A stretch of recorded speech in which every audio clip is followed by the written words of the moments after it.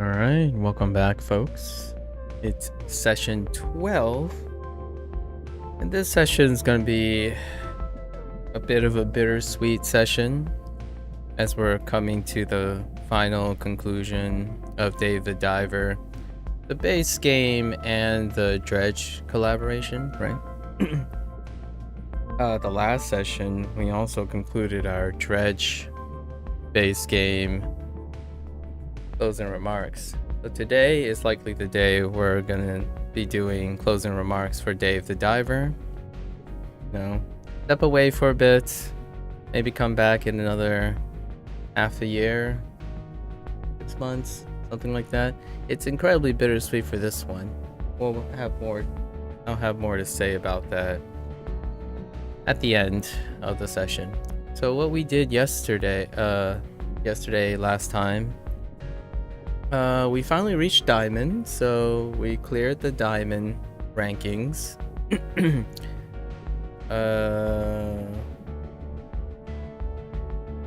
We upscaled most of our money making. Our branch is serving shark sushi, I suppose. In our main branch, we did the curry event and the shrimp event, and we know that the branch is affected by the theme. Raised another gyao. The gyao last time was a beluga, I think. And we're still looking for the mysterious two there. So after doing a little bit of digging, there is some sort of, I would say, an unexpected interaction that prevents very specific fish from not spawning. They're not entirely all the same fish per se, but they're related fish. So some of the things I saw was the bonito, which the bonito is also related to the fish I'm missing, which is the bluefin thing. I think it's called a bluefin. And finding the 3 stars for the mackerel scade. And they're kind of overlapping, so it's not a coincidence that the fish is dealing with a very specific population. And for the longest time, the darted fish too, but I did end up getting that. So there's a little bit of spaghetti code in there somewhere. It's not too bad. The task we have to complete now is gyao number 5, Fishmon number 5. However, it looks like the Steam achievement counter counts up based on how many times you trigger Fishmon. So it's actually at 4, but we only caught 3. We'll see if it triggers on the 4th. Today we're gonna end up seeing what the 4th Fishmon is. Probably going to trigger that. We'll see the others probably when we return to Dave, because it's a persistent event that goes through the time. So, not too bad. As always, my benchmark is to complete the tasks that the developer has intentionally placed in the Steam achievements, right? Otherwise, then I will go for completion. However, in this case, Steam achievements. So those are the 2. We still have to feed Mochi 8 more times, so at least 8 days, which checks out with the Fishmon thing. I don't think there are any more of challenge, story little bits outside of the events. So events also introduce more blog posts on the Cooksta, right? Which over time you'll probably rack up all of those as well. And I think that's it. What we have left. So today, closing remarks will be made. Oh, and we left off on the day of attempt to complete more of the dredge collab. What were we doing here? We were just keeping this guy this way, and we already did all this stuff. Yes.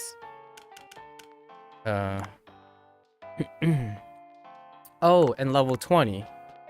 We don't have enough money for Dre to be level 20.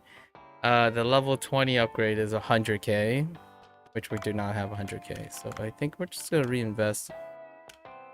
Just cap this stuff off. I think I can make 70k on the next turnaround. The DIVER all capped. This we did not. Overall, we did get most of the resources. Like, we hoarded enough resources. One thing I would say is not being able to see the craft items on this menu until the previous stage needs to be craft. I feel like that's really unnecessary, given how the game is paced, right? So just displaying the stuff, even though you can't craft it yet, is probably the way to go. Oh, and I also wanted to check if... Okay. Yeah. For a moment there, I thought the crossover had special ones. There was a drawing one. Oh yeah, gravity. Okay. So that does exist. Okay. I was kind of curious if it was unique to the collab, but no. Okay, so what have we been doing? We are convinced. I mean, we can give it another shot. But it's this guy, right? These two are just MIA.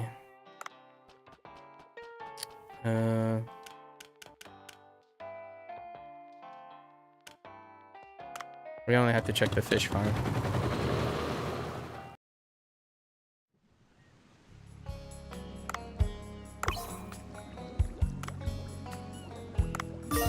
Huh. The ray is kind of repop pretty well.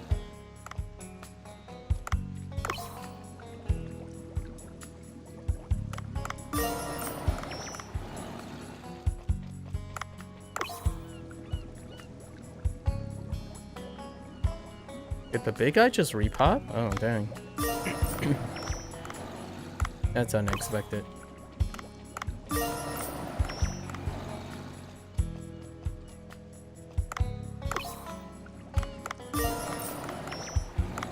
There's also no requirement to max to cap this either.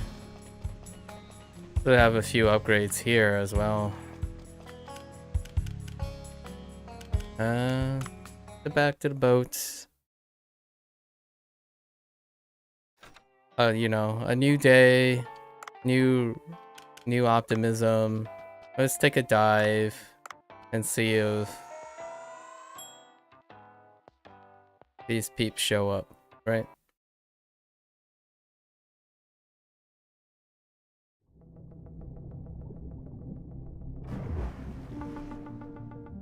Right.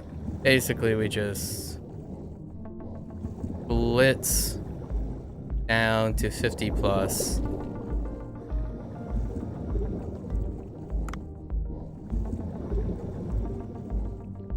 Wait, oh, you little butthead.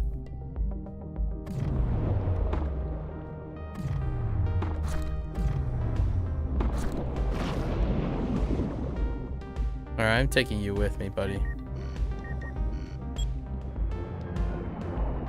I thought I saw something interesting. Oh yeah, see? They're the dartfish. Like, this is a particular fish that if you see them, you get this. Hey, maybe that means... Knock on wood? I don't know. So the dartfish is available right there. That's one of the ones that have trouble showing up, and it was way into my later game, like day 28 of October, so it was at least 40 hours into the game before they showed up. Nope. We still have the big eye scades. I feel the mackerel scade and the big eye scade are on top of each other when it comes to the spawn, if I had to take a guess. You know, sailfish. Kinda. It's pretty pog here. Let's go grab some sailfish. I have a dish that sells really well with sailfish. It has such a high base. We'll take out the hammerhead too.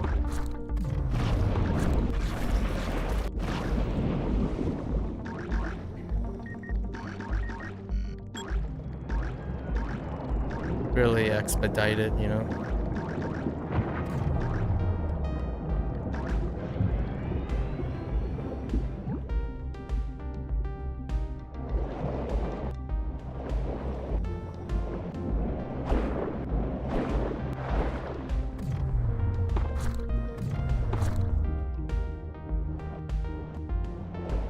So aggressive. Hey.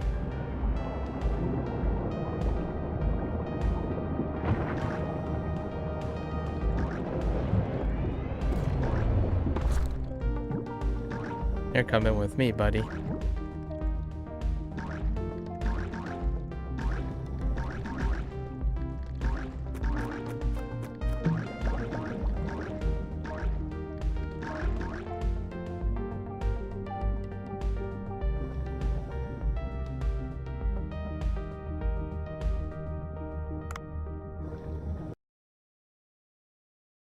All right.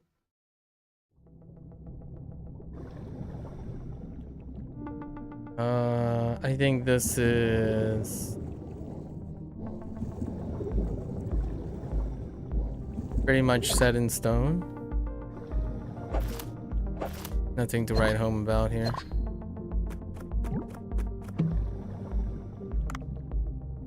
We'll take a few of these. It's here. Might as well.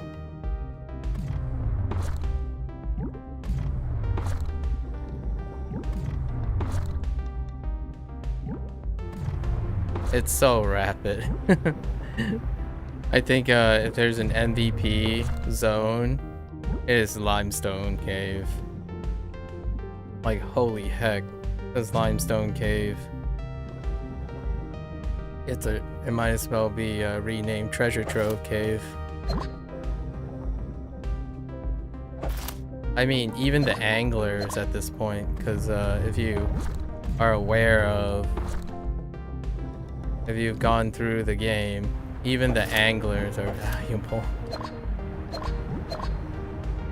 Everything just scales so well. It's a self-contained biome, right? So all the stuff is synergistic with each other.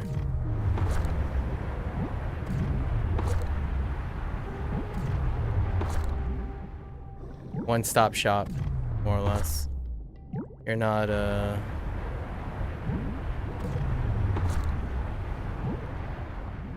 obligated to meander around and line up things from the very beginning, actually. Like, if you get one suit upgrade, you're already good to go. You can already scale to late game. Crazy. I don't want ammo. If I don't get ammo along the way, we'll just head out. No reason. Just picking stuff up because it's convenient. Dave! Please, Dave.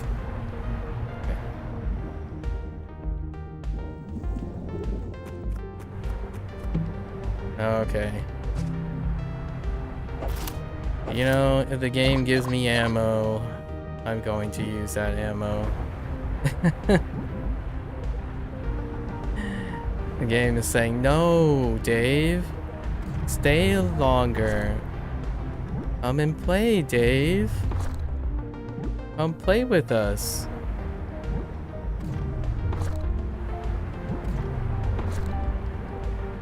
I'll let you guys figure out what I'm referencing there.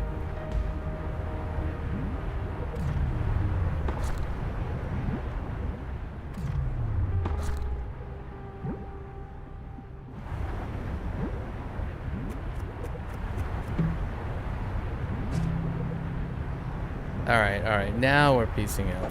No chance. If that gave me another 7 bullets,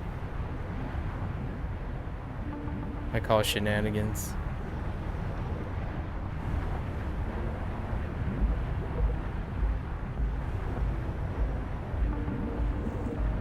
Alright, Dave.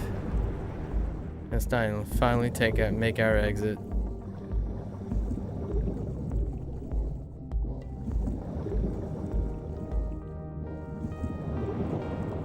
Either above me or below me. Slightly off of the escape pod. Okay. So no dice there.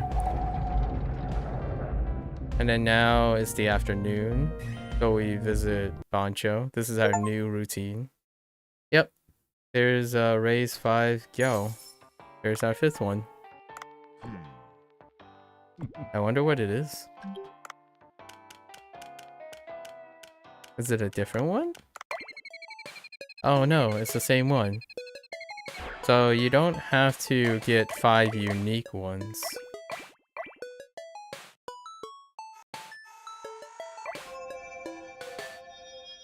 Yeah.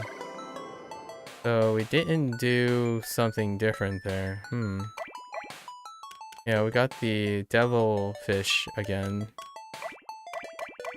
So that's kind of nice. I mean, eventually, I suppose.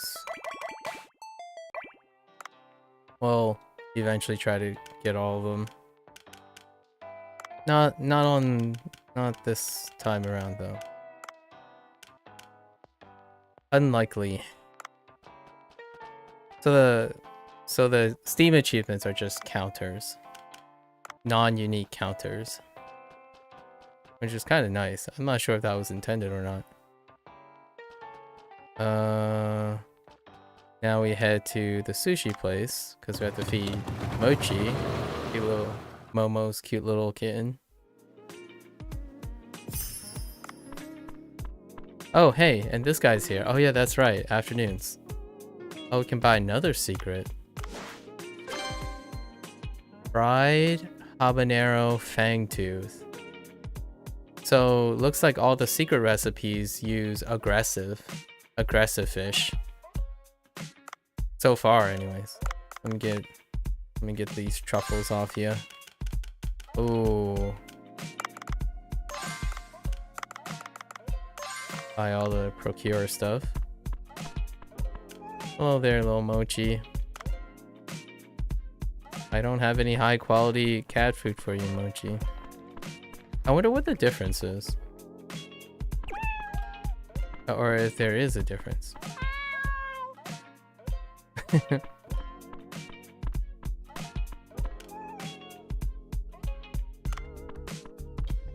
Sorry. Sorry, not sorry to spend time with Mochi and Momo. Now we head on over to the Sea Peeps. Because we left just one thing there so we can synchronize the seaweed farm as well. And of course, we have to summon our friend the beluga. This background music is so good. I could meditate to this background music. Same as the title screen. I just swim around for a little bit. I love this like turning animation right here. Aww. So if you try to turn exactly the opposite direction horizontally, they put in a distinct buffered turning animation. This is my little take on this. You don't have to do this, but in a game like this, like for this specific area, they did this. Because when you're Dave, if you control Dave, he just 180s. So they intentionally and consciously added a buffer animation that turns around. Like if you're holding left, it will only turn in place, right? However, when you're playing as Dave, he just snaps. So it's a 180 snap, no animation whatsoever, because you don't really want that when you're trying to have responsive controls. But in this case, there's no danger. So they decided to add a unique turn animation, which to me, there are games that want to balance between, you know, realism and not. And Like a Dragon's one of those games where there's weight when you turn around and it takes a while. Functionally, that can be annoying because it technically reduces your responsiveness, your ability to respond to things like in combat and whatnot. But when there's nothing around, they didn't have to do this. Like it's such a really wonderful extra animation for the beluga. Hey, look at how happy this guy is. These are the little touches and conscious decision making that really screams to me. It's not like a lot of times, yeah, certainly I celebrate the whole like great story and bigger picture things, but the small things really stick out. Like this is so unnecessary, but it's so great. And if you were playing this game and you do like this kind of rotation, you'll kind of see that the beluga, if you go up and down, oh wait, it's all direction. Yeah, they even did a vertical one. Like, so the beluga is animated in a way that's 2.5D because its movement has depth when it's going up and down and left and right, especially left and right, because you can see the beluga going like into the screen and back out, even on a 2D setting, right? It's a 2.5D trick. It's just so unnecessary.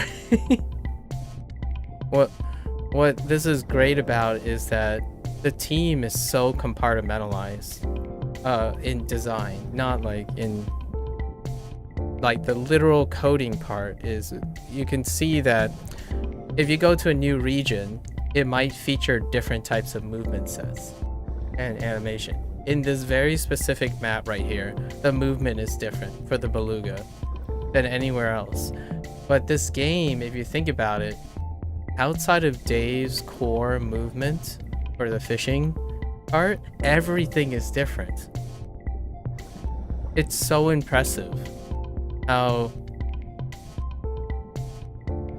there are, I would say there are like relatively, if you had to list them, you can probably come up with a tier list of which ones left the most impression, but it's so tight, like it's so consistent. You don't have like hits and misses, you have hits that don't hit harder than other hits, is my opinion about this game. Right, so well, I'm giving away a little bit of the stuff that I'm gonna talk about later. Oh, you can get bonus. Oh, okay. Did it always do that? So we're done with black coral. I think we're gonna do southern full kelp this time. Oh, I already bought 5 earlier. I remember this. Yeah, so unnecessary. It's so great. It just constantly leaves you guessing. There is a double edge to this game design. It's the most hardcore variety, but it's the most anti-hardcore design philosophy. as a tease for something I'm going to talk about later.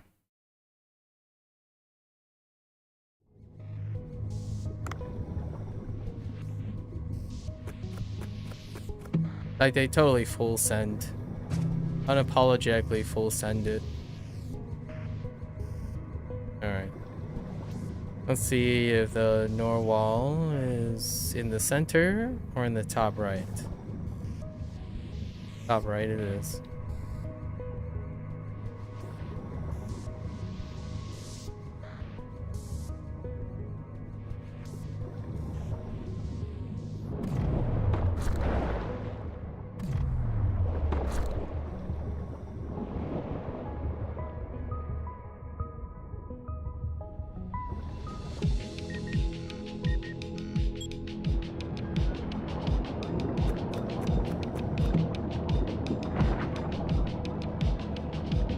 That would mean usually the poor beagle is to the left. One time, yesterday, we found it below where I was just at. But usually, the poor beagle is up here when the Norwell is to the right. Oh wait, sorry, that's actually the reverse. I just got the two mixed up. The poor beagle is actually to the south, right in the middle here. I'm probably gonna get sniped. Yep, there he is. Almost sniped.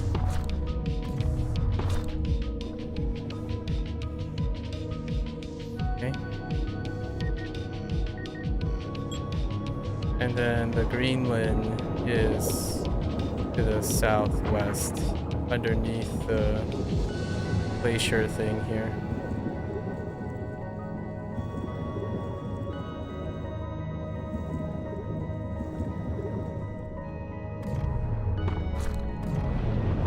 And I really like this aspect of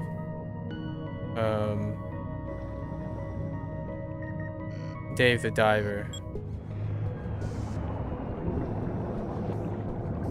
I am a fan of roguelites and roguelike designs where there's like procedural generated elements of the stuff. But when it comes to like fishing, farming, and micro-econ, this is the way to go in my opinion. It really complements. Obviously, I would be interested to see how people design something that isn't that and see how I feel about it. But for me, this is the design when it comes to things that feature micro-econ. Favor memory and experience to create circuits, like farm circuits, right? When you want to become an efficient, like, money maker or becoming more and more efficient in your routine, giving a little bit of control over how things spawn and routine and creating circuits is incredibly cathartic and rewarding. Like Stardew Valley speedruns, for example, things like that. And you can see that, I don't know if Concern Ape, right, had that in mind or coded it by coincidence by limitations, but you can see that it is incredibly rewarding when you find out that a lot of the things, pretty much a good majority of the things in Stardew Valley is not randomly generated. It's pattern generated. And this is the same for Dave the Diver. I'm sure they were more than able to create a applicable random generator, but they don't. It's pattern generated. So like there are three layouts. There are three sunny layouts for shallow and depth, right? There's a permutation, 2 layouts for limestone cave, maybe 3. There's a storm layout, a night layout. So you kind of, over time, you're rewarded for experience. Yep. Time to explore. Alright, you know. You know, it's not helpful when they grow. When they do that stage. Anyways. Alright. So, let's take a look at the aberration. So we know that there's one aberration in the second pool that requires a net gun. And I'm pretty sure you can't net this guy. So these two are related. But you can't net this guy. So we either choose to net or not to net.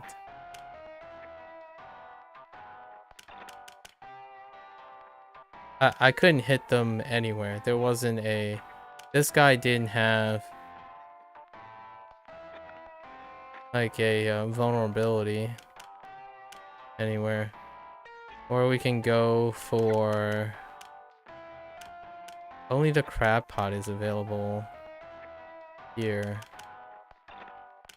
It kind of sucks that we missed one thing on each of the things. You know what? I'm gonna look for this guy. We'll bring the Hush Dart with us still. Okay, yeah. Let's go explore. This is a bittersweet moment now too, because I reached taking a break from Dredge as well. We completed the base game.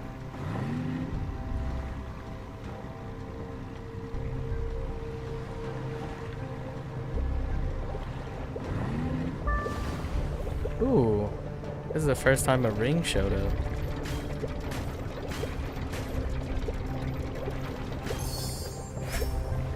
It's a diamond ring, all right.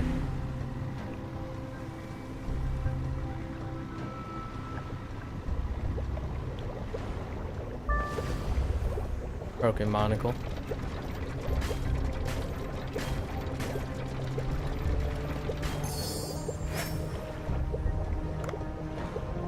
Oh, you can get more than one from this.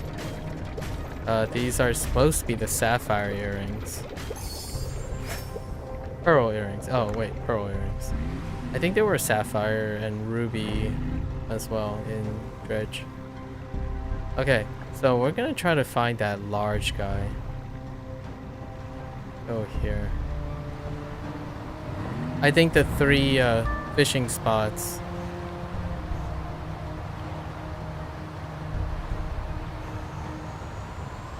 Maybe it is dependent on what is displayed on there. So I picked the one that we're looking for.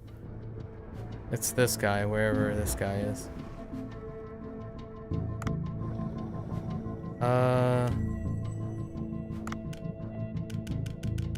We're missing a crab pot.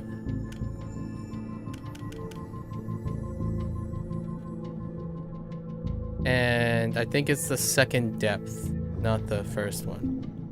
The Imperious crab was the first depth.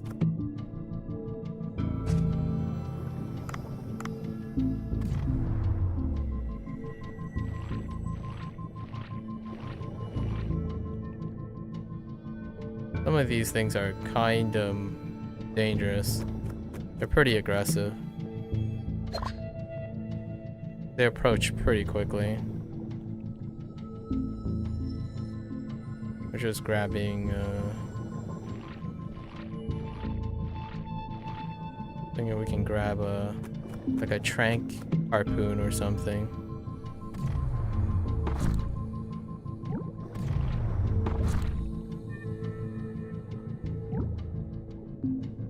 Poison? No. We need a tip. A trank tip or something. A trank tip would be nice.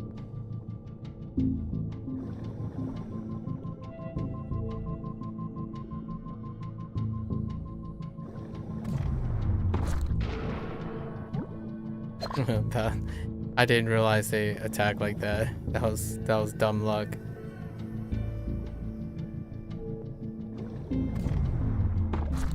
I don't want to deal with this. Okay. Shock Harpoon 1? What do I have right now? What's an enhance? Enhance 2? I think the enhance 2.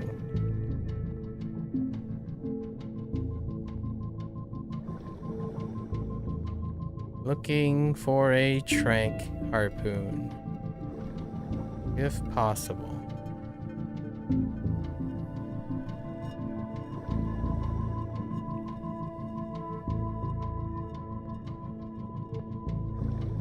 Oh, we do want to take this though. That guy's a prize. The aberrated one? Oh no, no, I think they're the same rank. They're roughly the same. Sticky mine.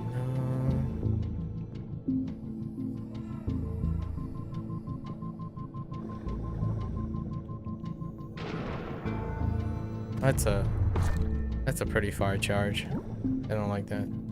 And then we only get O2 tanks. Oh no. A sensor trap. Interesting. Last time we only had O2 tanks.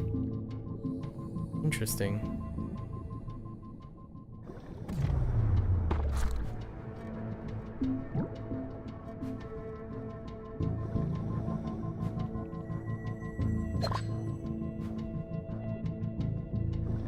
Oh, we did this path last time.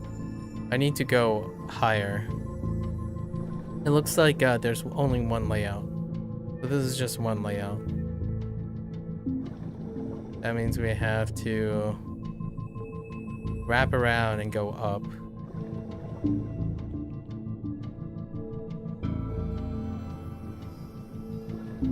I was wrapping around to get a tip. Maybe a harpoon tip of some sort. We have to head up here somewhere.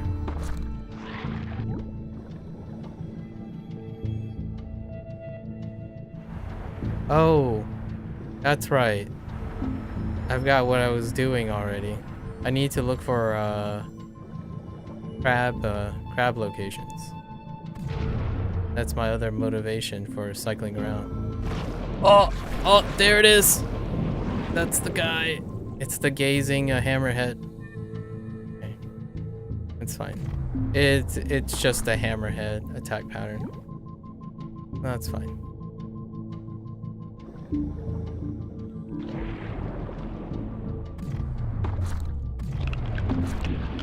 Or not.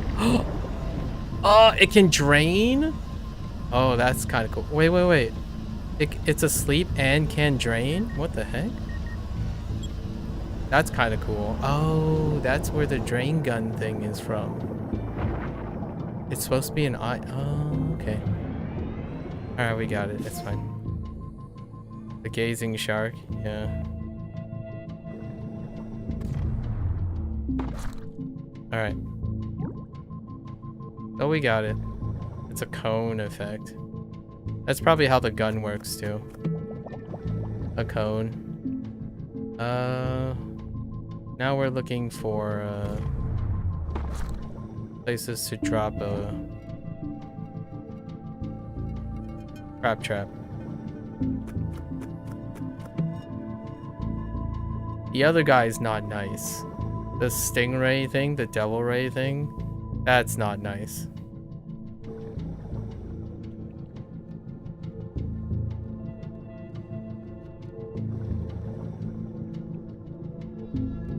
Why can't I find places? There's one place. Only one place to drop a crab that I noticed in this layout.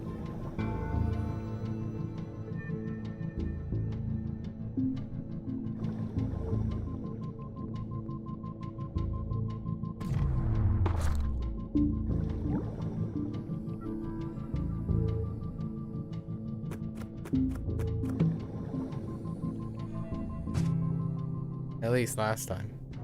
Oh, there's one. I think this is the only one that I came across.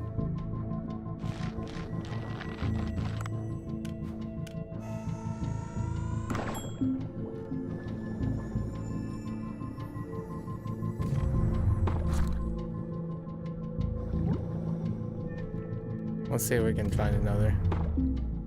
What the? We're not gonna talk about that. Yeah, I think this is too high.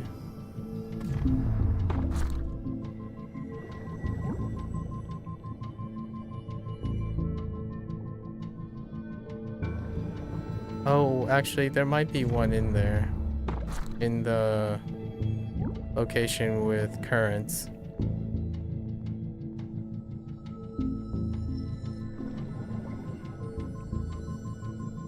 Go in a sec.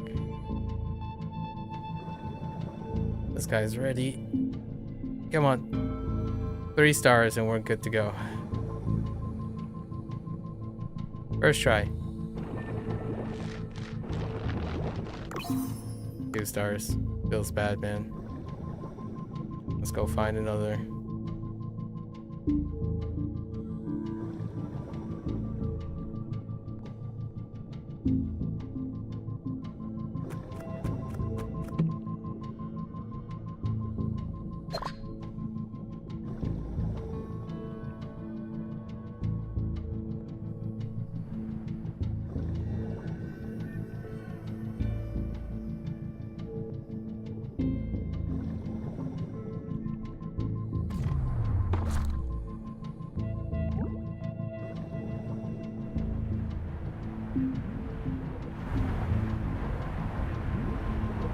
There's at least one spot in here.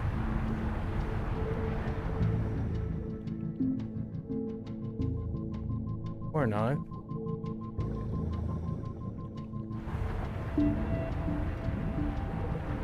At least one spot, right? Come on.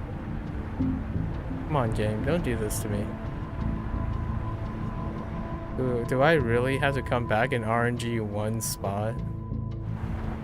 Yikes.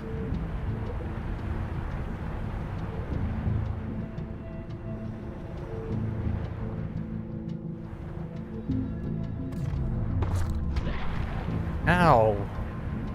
You butthead.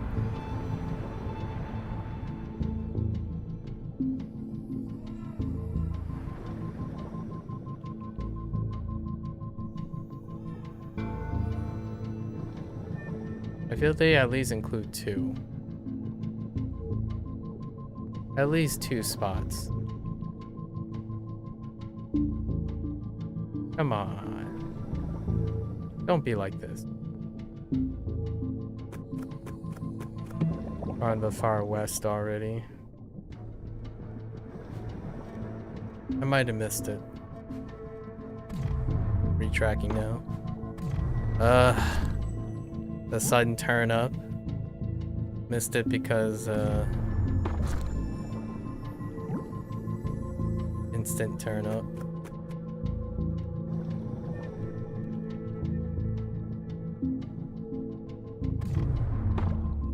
Really? It happened again? Dude. For every time I miss because the hitbox just changed the moment I fire because it was adjusting. Oh, wait, I missed this one. Okay.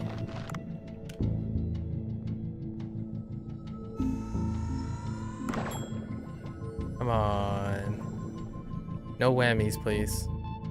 There's a evac point. That's kind of nice. Very convenient.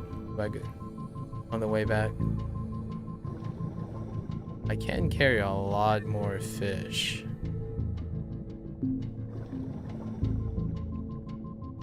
Don't have any more trank.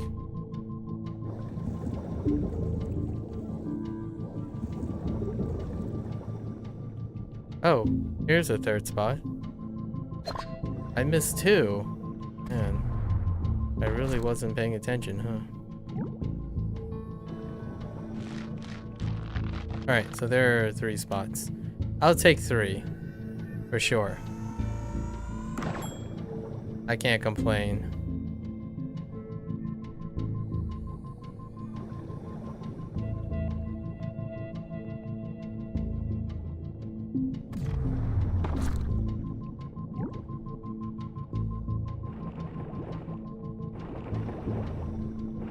on, no whammies.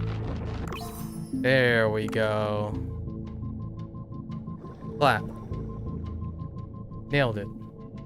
That's it for this region. It's the other two whirlpools left. I think they're pertaining to whirlpools. I'm not sure of the whole like flickering witch silhouette, but we'll do that too on top of that. I don't want to chance it. So I deliberately dived during when the silhouette was showing the gazing shark. I don't think that's the case. I think it's just a whirlpool you choose. For the second one, I know it changed last second. And I don't think it impacted what the pool of potential fish were. I got three stars there. Okay. I need to make quite a bit of money on this one so that we can raise Trey up to level 20.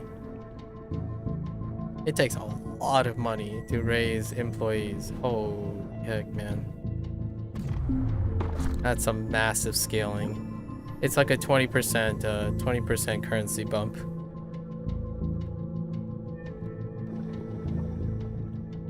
It's kind of fun though. I like making exponentially more and more money. Virtually. Of course, in video games. On paper. I'm not sure how much I like it. Doing it in IRL. IRL comes with a lot of emotional baggage. And if anyone knows me,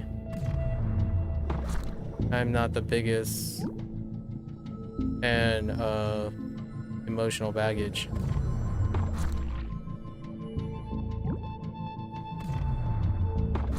What I mean is there's often a compromise, right? If I make a lot of money, it also means someone else is making less, kind of deal. It's an ambivalent point. But in video games, there's still some of that. Largely the relationship between the end user, the developer, and the publisher. However, it's less significant, it's less direct than saying how much you want to charge for your services, you know, and all that. As human resources management.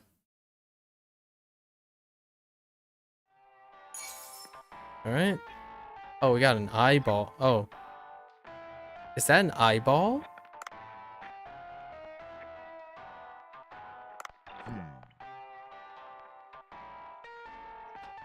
Did I just get one of the shark's eyeballs?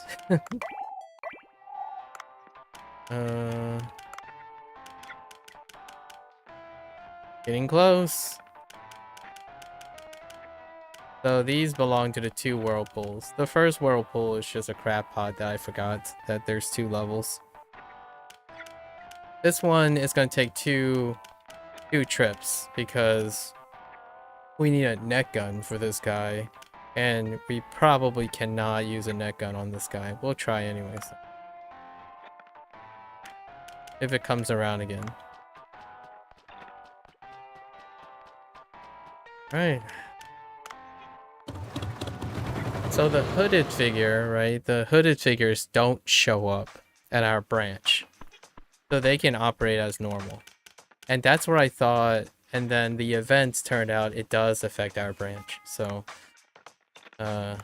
that was a learning experience. Let's look at their ingredients. You guys have plenty of ingredients. It's all good.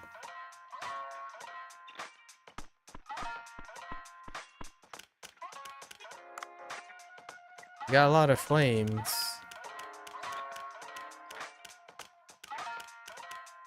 Oh, this stuff could be good. Wait. What are our like OP dishes? Ice fish curry? I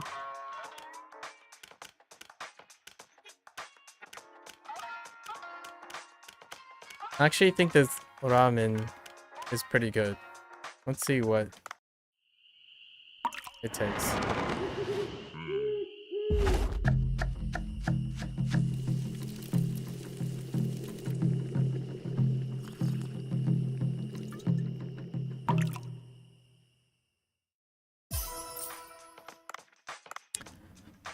Okay.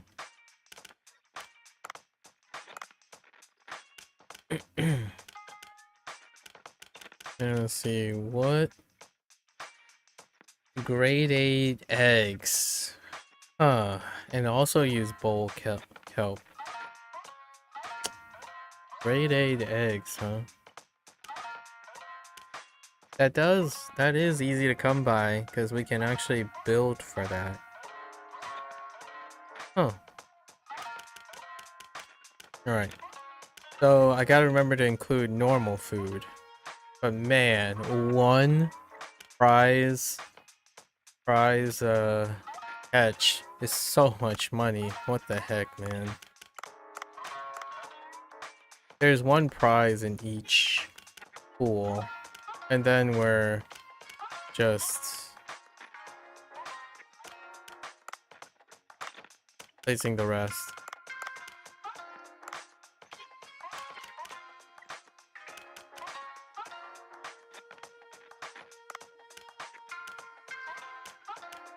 I keep hitting the wrong button.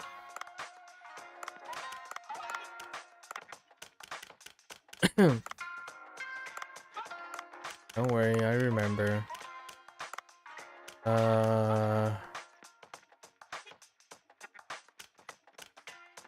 Yeah, let's just stick this guy on there.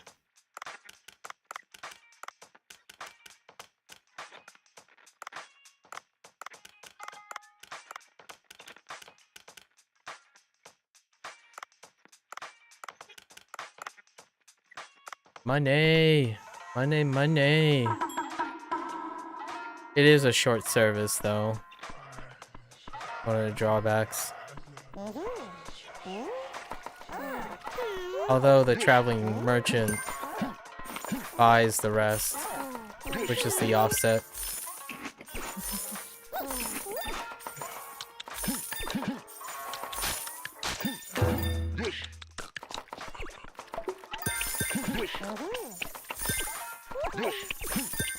Where are the dirty dishes?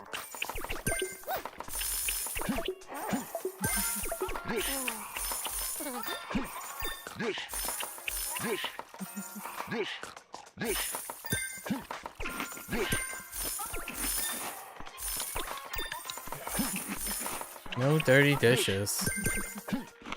The hooded figures really do be decreasing the dirty dishes.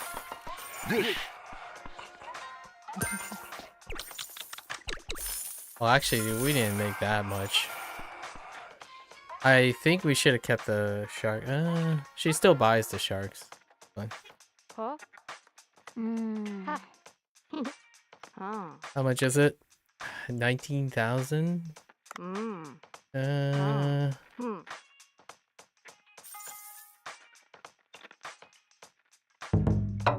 100K? It's kind of close. Yikes. That's not a lot. No, we weren't even close. We gotta go another day. It's fine though. We got time. No storm. Oh, this is the next party. Let's see what the next party is.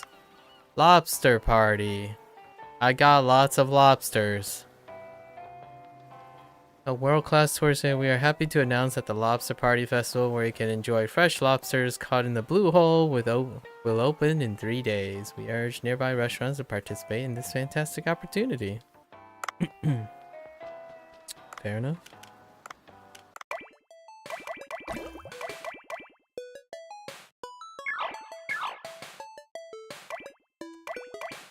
So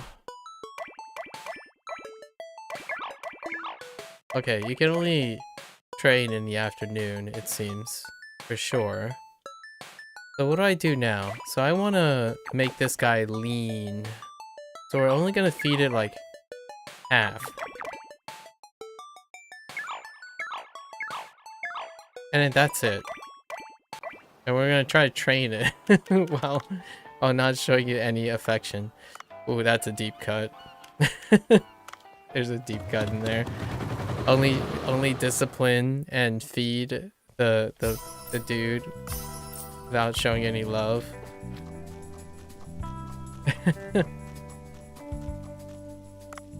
Alright, 5 more. This is harvest up, right? Yeah. Let's go. Let's grab some harvest up. Wow, that really stacks. That's a lot of money. Let's plant some onions. Okay.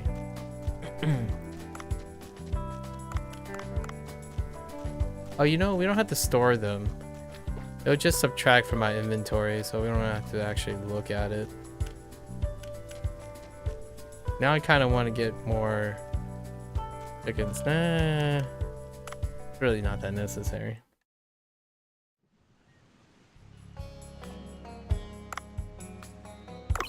Yeah, we got some. We have some lobsters. Lots and lots of lobsters.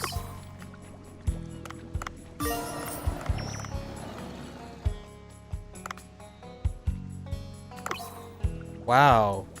+5 spider crabs all of a sudden? Jeez.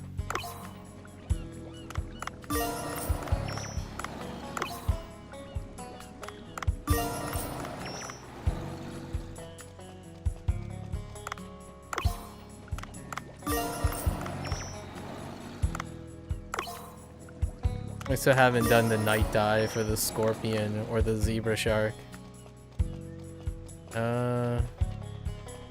Auto, stop moving, please. Okay, let's all right, that's it for the fish farm.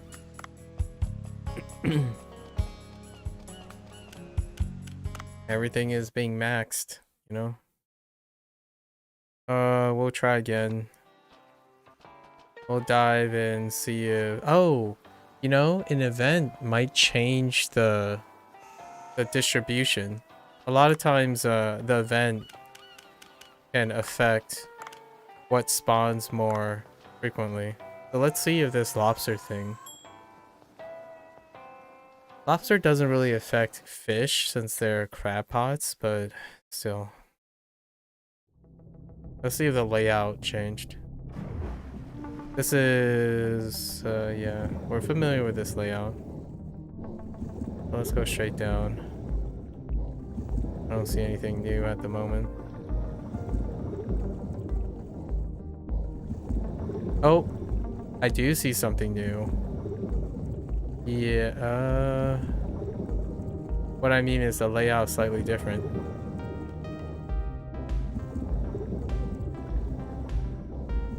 There is a chance. Wait.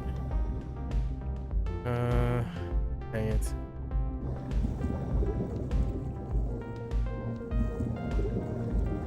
Come on. Nope. No dice.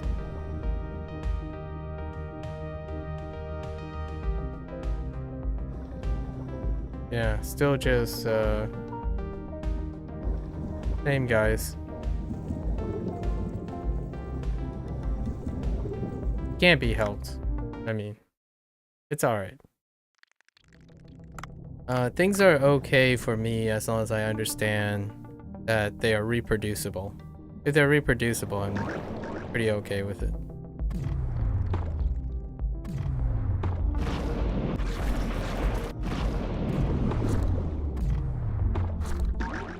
Personally, I think the modified hush dart could use a slight range increase. For what it's supposed to do, it's kind of very unreliable. It's such a important thing you need to complete collections. It's just slightly out of range a lot of times.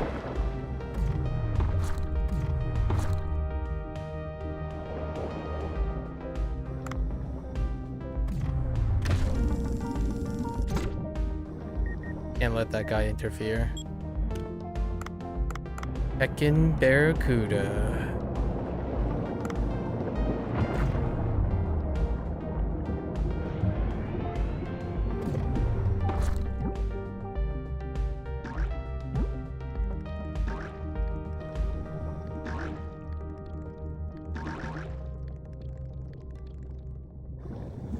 No dice though on the 2 missing fish.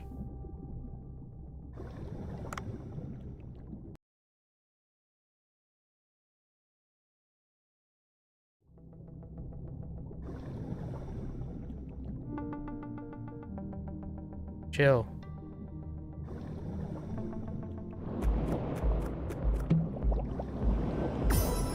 I was ready for that one.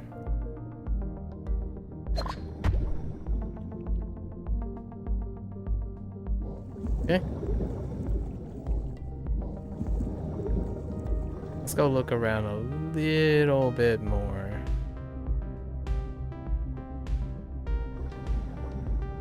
Maybe there's a chance.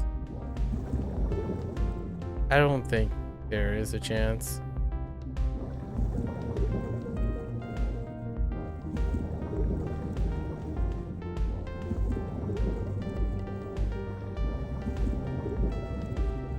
With renewed vigor, it's another day to try and look, right?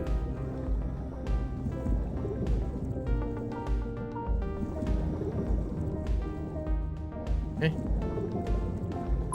Up and away.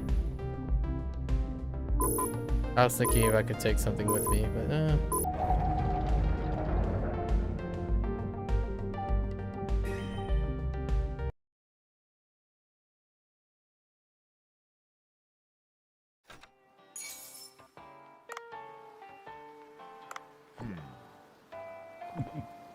okay.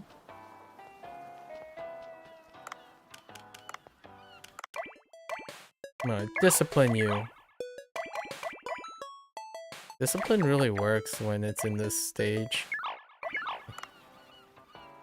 Alright. Wednesdays. The guy's not here on Wednesdays. Gotta feed Mochi though. Run! Dave, run! Cute little Mochi.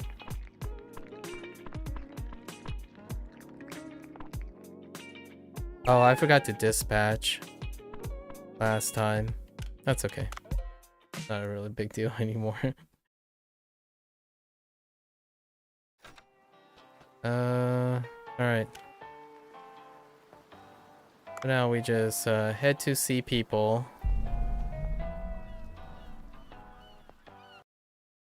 We don't have to summon the beluga this time. I really do want to. Oh, wait. We don't even need to go here. Just go straight to the glacial area.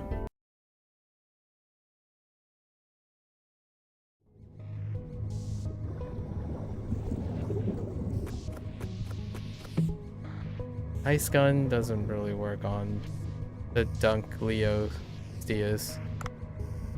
Alright, Norwal. Where are you? Are you in the middle or are you on the upper right? Okay, northeast it is.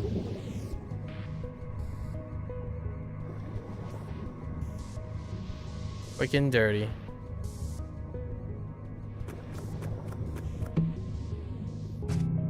Ooh, poison one is not pretty okay. Hello?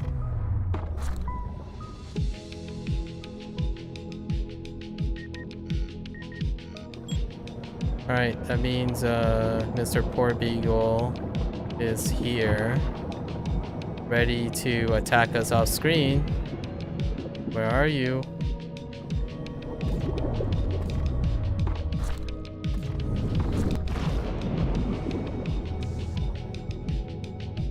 Okay. And then Mr. Greenland is down here. We'll try to attack the Dunkleosteus. Since we have a harpoon tip. Hello. Hello, buddy.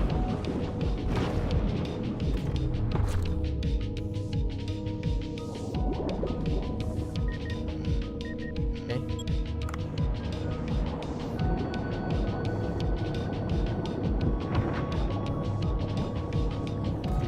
Sure.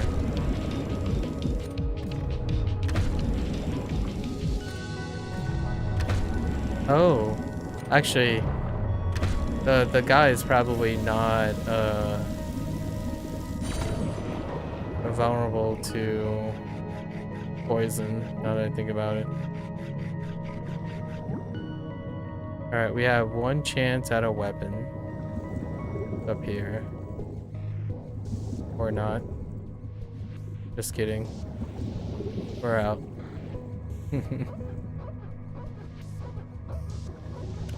Off we go. Back to the boat.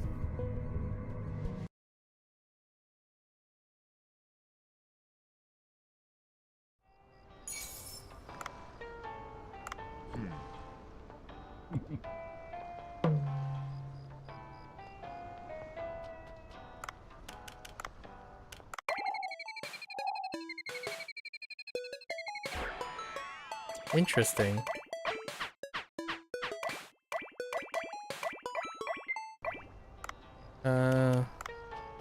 All right.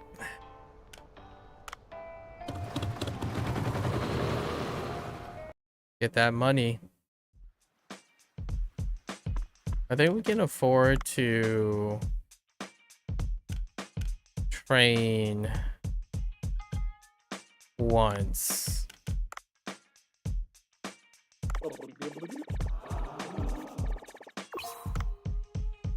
Maybe twice. And then that should leave enough for Gray's level 20. They have enough ingredients. Oh, rice came in.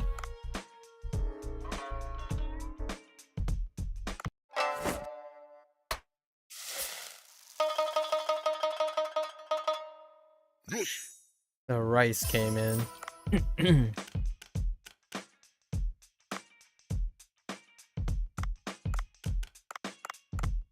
Oops.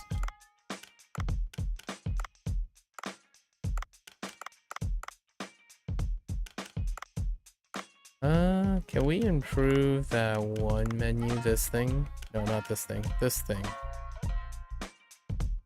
Our bowl kelp is still on working, but man, look at that.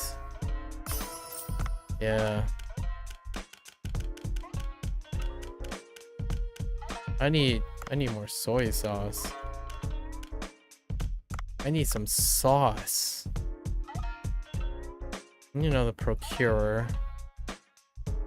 It's okay. Let's dispatch. Let's do salt this time. Until I get more bowl kelp. Okay. Alright. Let's go. Honey time. Need to make 40k.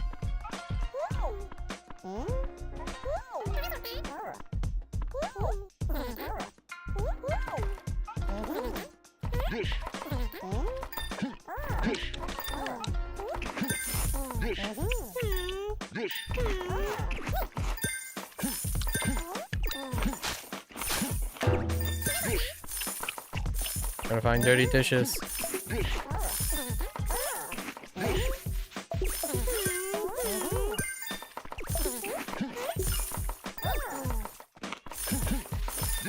Ah, I got it. Saved his butt.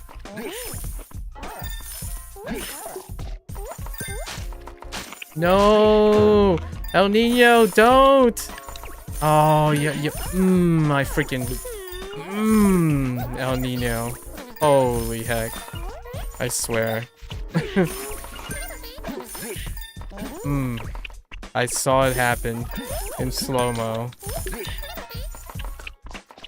My little butthead caught me at the Wasabi station.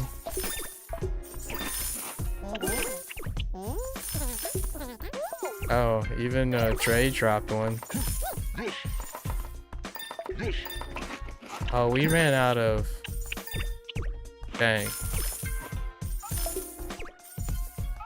We ran out of dishes for the one thing. Our sea grape.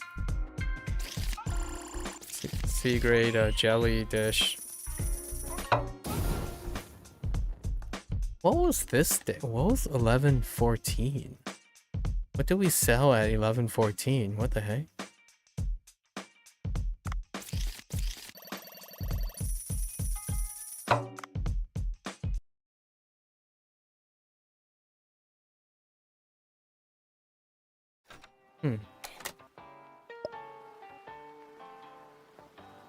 Huh.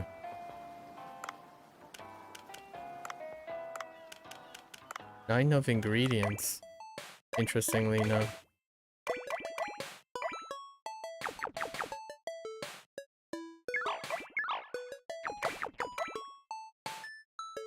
Okay. That's all you get.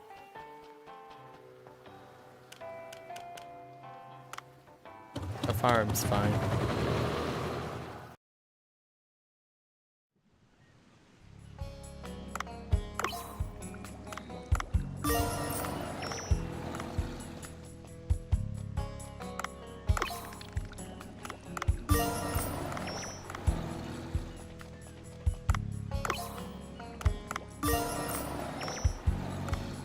Now, some of these have kinda low density.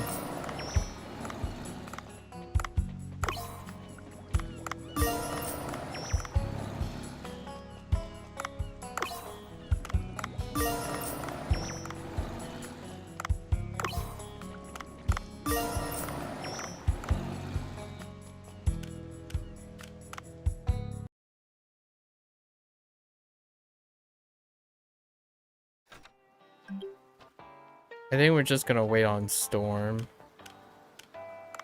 Basically. And see if those two little guys show up.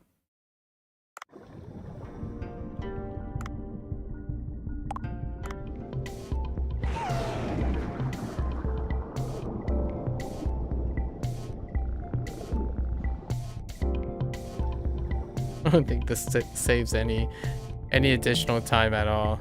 I just want to ride the beluga anyways.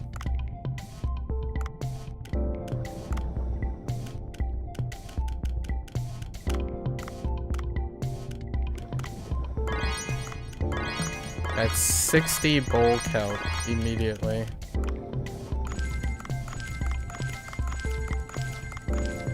So we need more procure staff.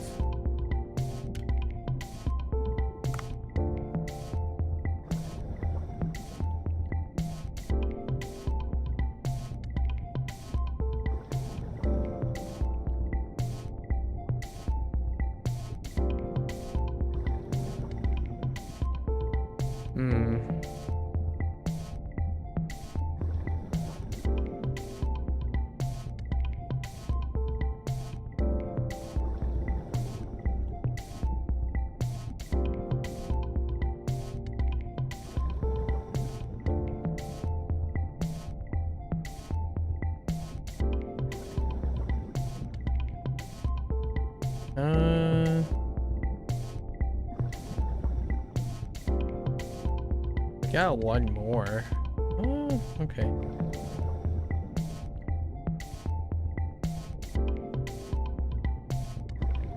We're just gonna head back to the boat. We're Just passing time.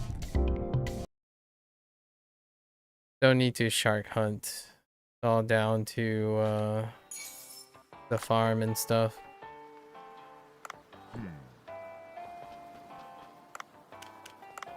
And then the fishmon. What? It didn't work?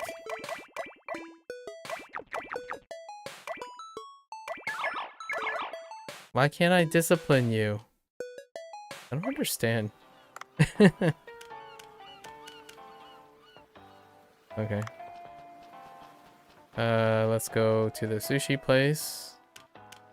Gotta buy. Hopefully I don't spend 18,000. It's Thursday, so this guy's around. Django. Now the secret recipe. Grilled Antarctic octopus and truffle. Oh wait. This isn't too bad. Grilled paddleweed? Oh, so it has a vegetable component. Give me all your truffles. Yes, give me your curry block and your soy sauce. And the salt. Veggies are fine. Mochi, hello there. Heat up. I'm just expecting Mochi to suddenly become a full-grown kitten, you know? I know how oxymoronic that sounded. Full-grown kitten? What are you talking about? How can that make sense? Oh wait, I wanted to put out an ad. Hold up.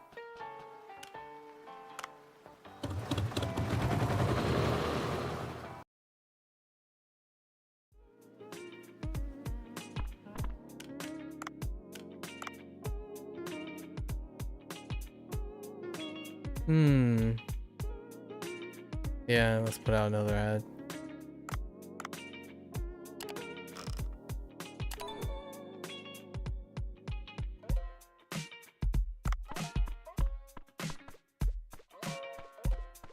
Oh, you know what? Let's just spend the money now. Alright, Trey. First level 20.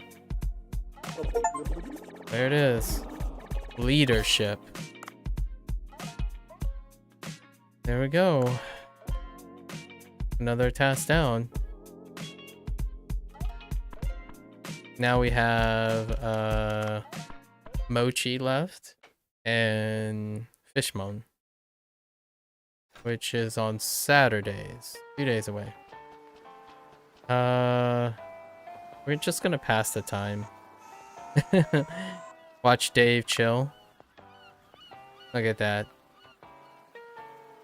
Dave is just chilling.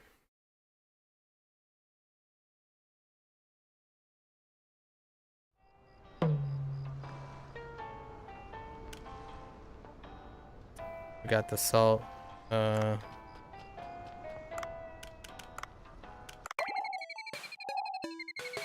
Okay. Sure.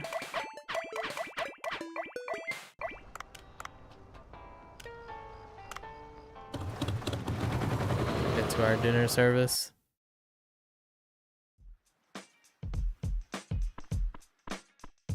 Dave's not doing the hard life anymore. Don't have to dive all the time. What's the ingredients like over here? How are you guys doing? Plenty. So efficient.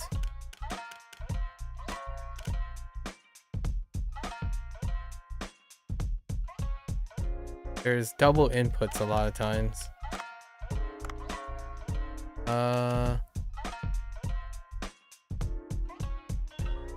That's kind of good. This is like... This is goated. We gotta send Peeps out for soy sauce.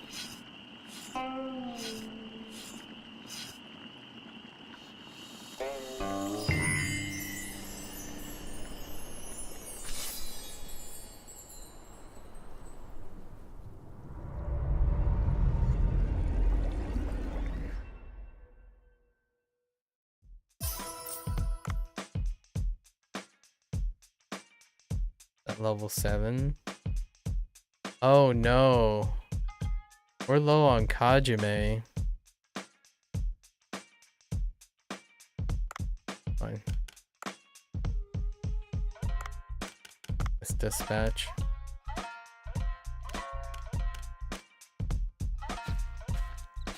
Okay.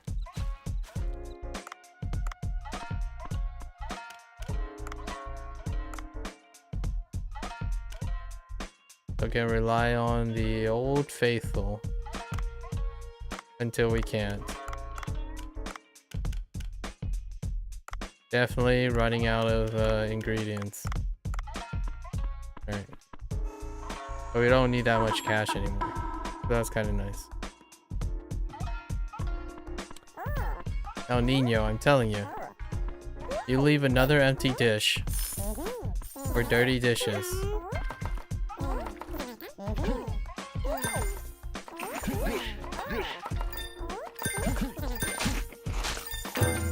Alright, let's go find dirty dishes. I'm feeling like it's over here somewhere. Where is it?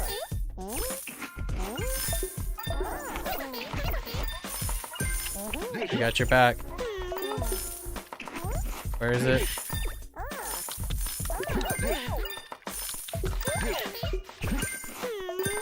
I got your back.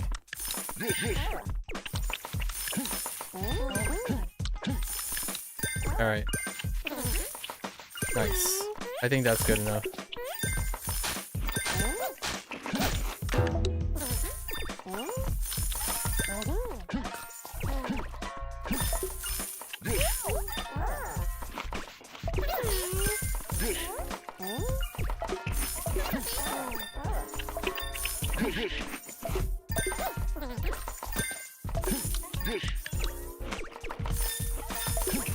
Okay. Nice.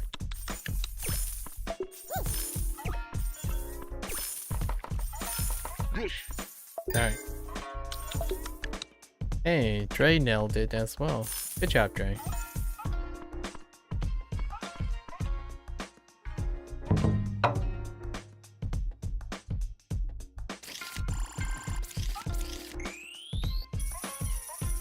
Still don't know what I did on the 14th of November. Why is that so high? Huh.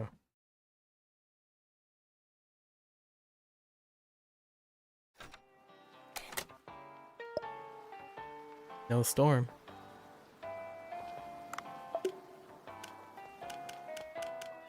A new post? Ray loves video games and he recently taken on interest in cooking. That's probably true. I mean, he is a content creator who started with video games. I wouldn't be surprised if he has cooking with Dre as a IRL segment every once in a while. It's kind of a natural progression. Oh, we're almost out of seeds.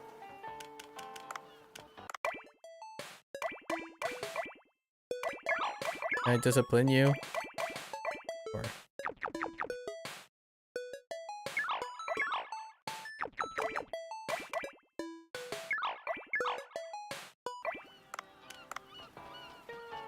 I don't think that works. It's gonna give us the devilfish again, probably. Let's go to the farm. Can't neglect the farm.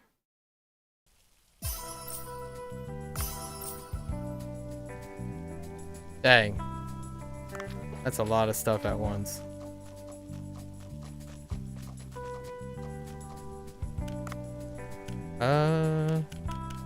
Where are we going this time?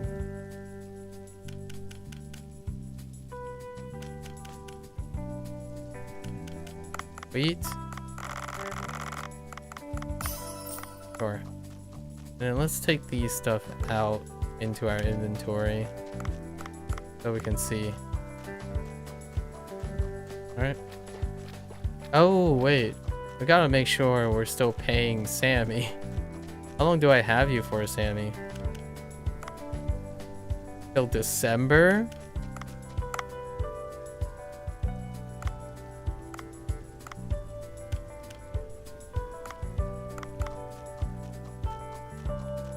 You're here till Christmas Eve. Okay.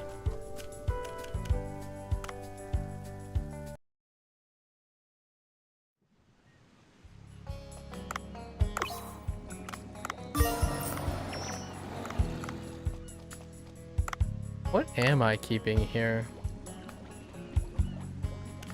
Oh, I guess I decided to keep the catfish. Uh.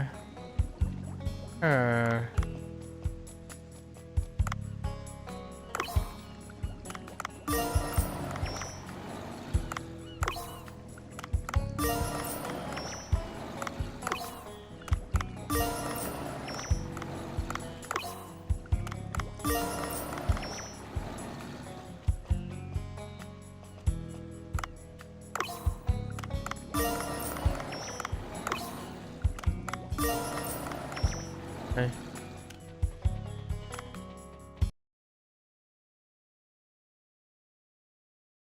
Did Jumo yell at us? I don't think so. That's the time.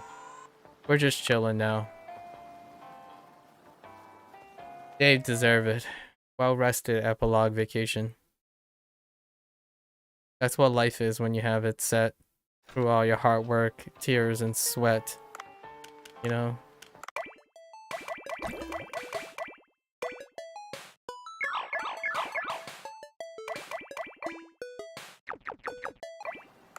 Okay.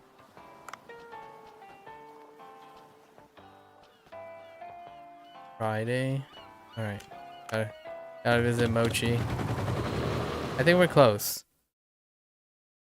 We only need to feed Mochi 8 times. I think we're pretty close. This might actually be the 8th time.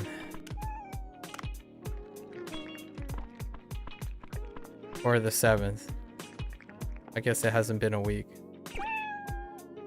Because we would have done the Fishmon already. Never mind. False alarm. 2 more days. I think we started on Sunday.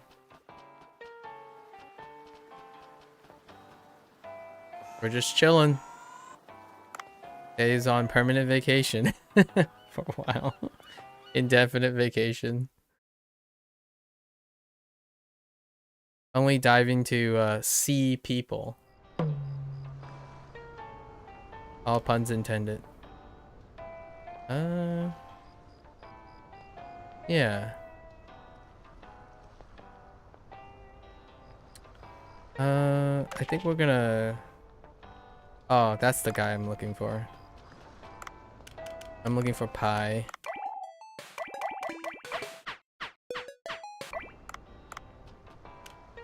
Let's get to the sushi place.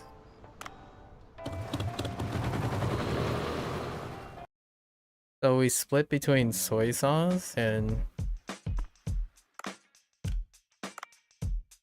Let's hire Pie here.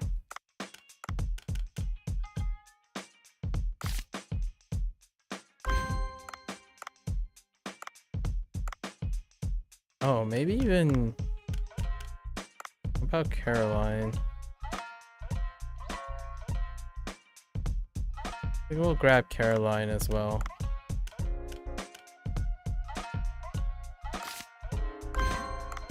Okay. And we're training.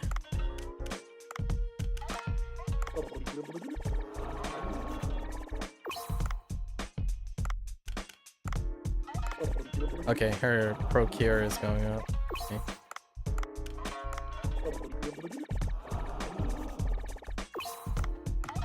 It's not that great. Actually, it's going pretty well.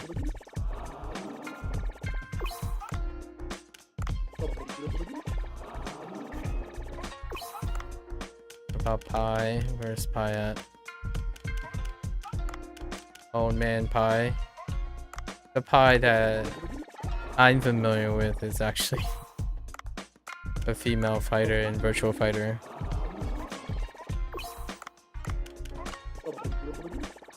Okay, your procure is pretty great.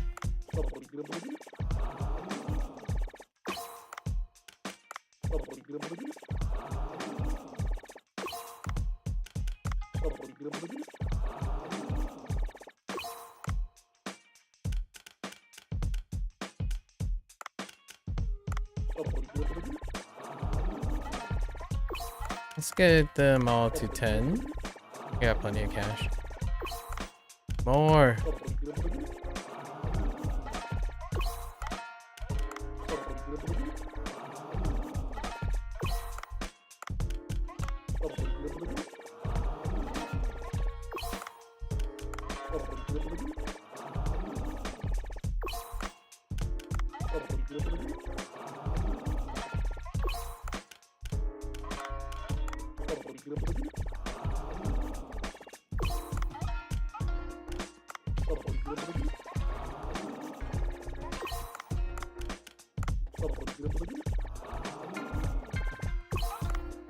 His skills are weird.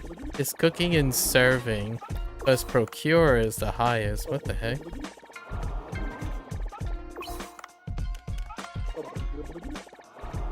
I guess you have all the combinations. You know, I'm gonna throw a little bit on El Nino here.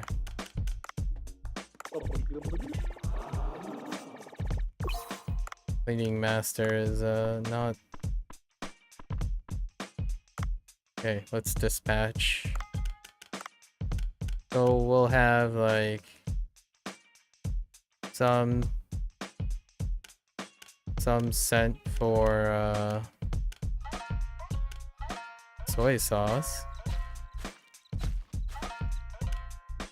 and then some scent for salt. Okay.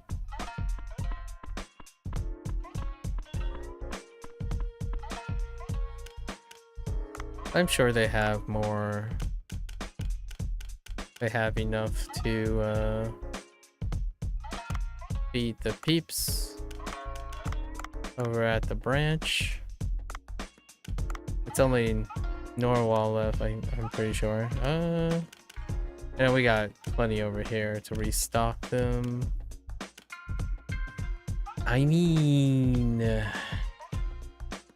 oh yeah, we need Kajime.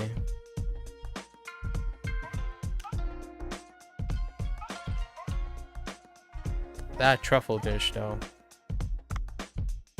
Dang.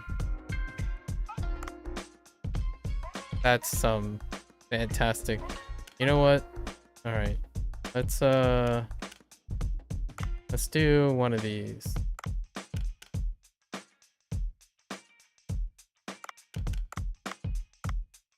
Cash in. Let's go. Let's see that all-time high.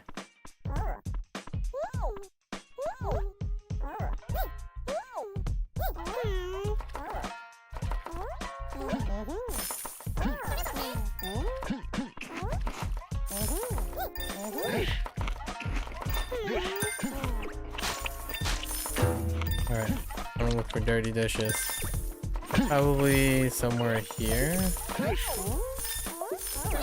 Oh.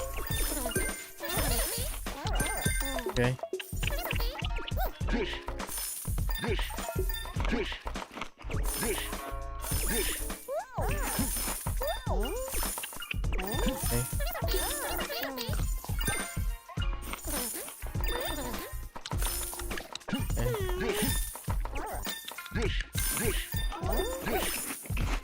Alright, I think El Nino's got it. We gotta go.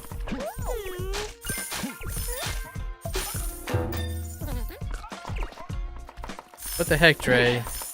Why is there an upset customer? Alright, no, he's got it.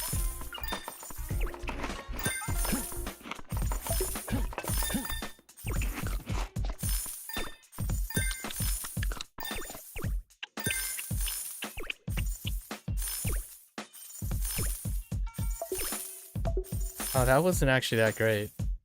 And we didn't break our all-time high.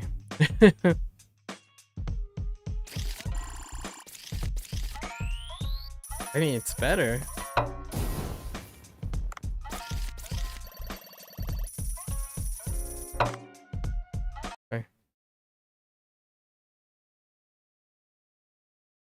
gets better. Here's the Saturday.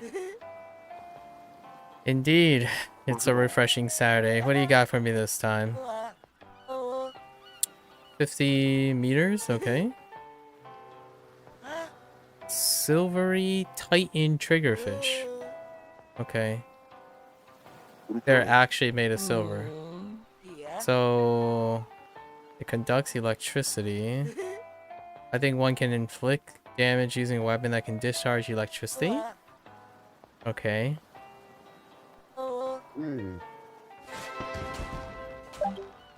Electricity. Don't have a weapon that is customized for electricity. That's kind of neat, I would say.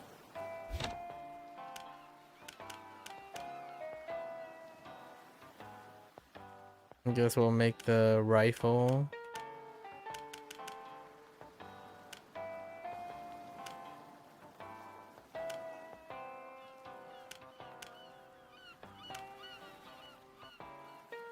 Yeah.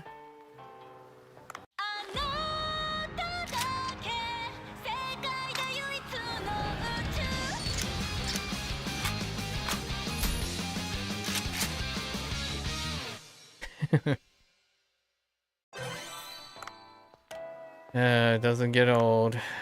Okay. Do we have it equipped? Yeah, let's go.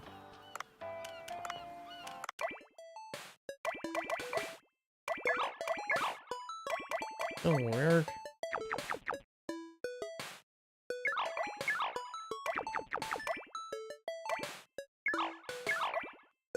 Okay. Alright. 50 it is. Let's go. Dave's still got a few more work to do. Few more things to do.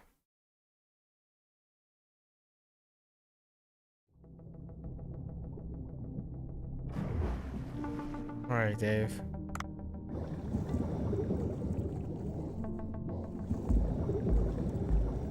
That's kind of neat. I like the fishbone thing.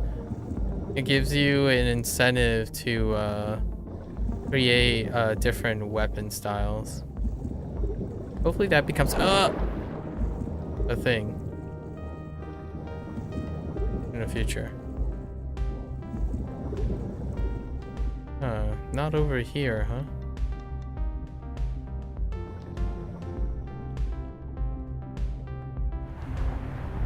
No beeps yet.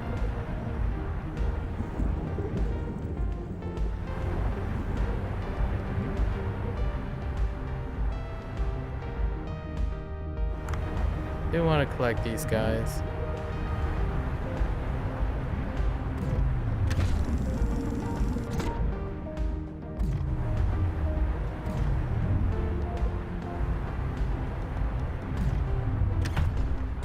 Okay.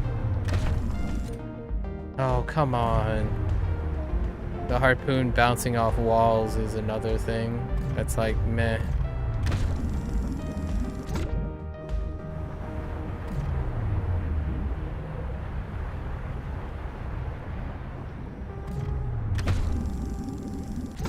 Okay.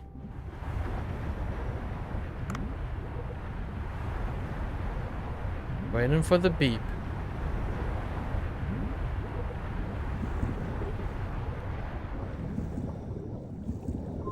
Oh. Okay.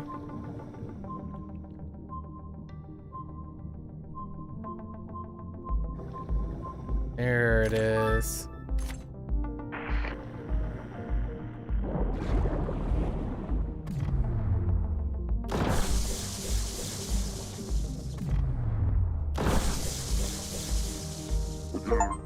Got it. There it is. There's the fifth one. Technically the fourth one. That's the fourth one that we caught. However, the Steam achievement is how many attempts. Alright, let's peace out.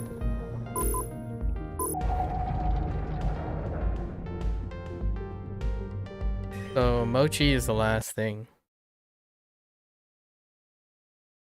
Feeding the moch.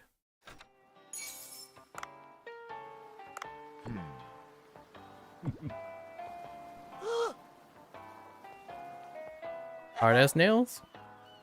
I doubt even my iron fist. Haha, haha, that's an Asian joke. Okay.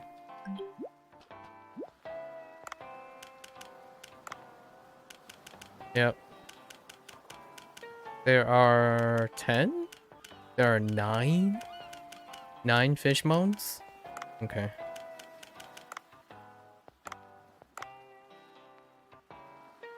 We'll catch them at some point in the future.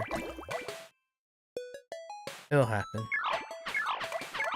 And evolve all these guys. There's no hint, right? Yeah, there's no hint system for this one.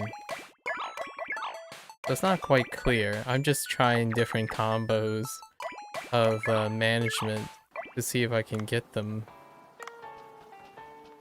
There might be some gacha involved too. Oh, you know, I didn't even notice that there's an icon over there. If you look above Bancho Sushi, it tells you when the guy's there. They did place a warning. Funny enough. I just didn't pay attention. He does come much later in the game though. Grilled eel with habanero. What type of eel? Snub-nosed spiny eel? I see. Give me these truffles. Give me the sesame seed. Mayonnaise. Do you have rice on you? No. I think this is the last one. Mochi?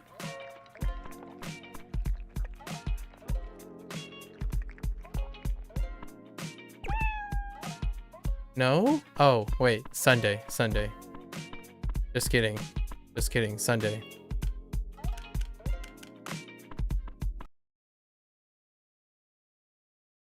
Alright. Oh, I need to harvest. Yeah, we have to at least see people. Shut up, fictitious. The heckin'... It's so tiny, okay? Heck you. Alright, it's a good opportunity to listen to Beluga. No. This reminds me of Finding Dory. A Beluga is one of the main supporting characters in Finding Dory. He's like he's a very, he's kind of like a klepto beluga.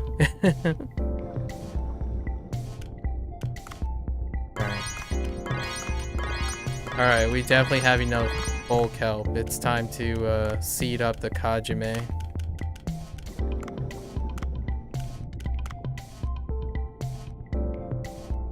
Hello? Why can't I select this? Wait, what's going on? Oh.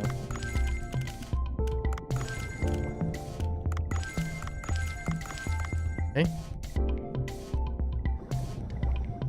So cute the way the Beluga changes directions. There.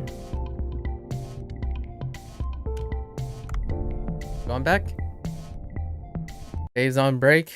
No diving in dangers for Dave. Okay.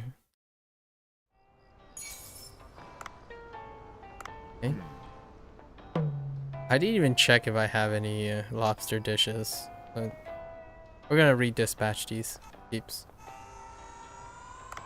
Gonna invest a little bit in our staff members here. Wait, is this new? Oh no, this isn't new. We already got this guy too. Dang it. Okay. So we can't do that either. Okay.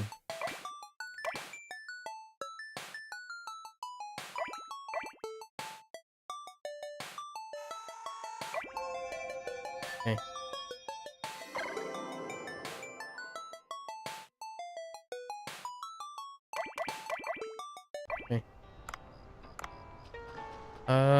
Time for the dinner service. Let's go. I think the next day is the last thing we have to do. We only have to feed Mochi one more time. Unless I skipped a day. There's a chance I might have skipped a day. We started on Sunday. And this is Saturday now.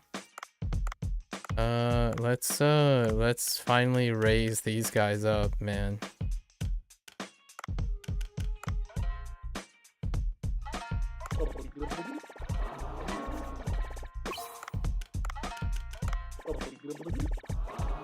I'll raise them to 14.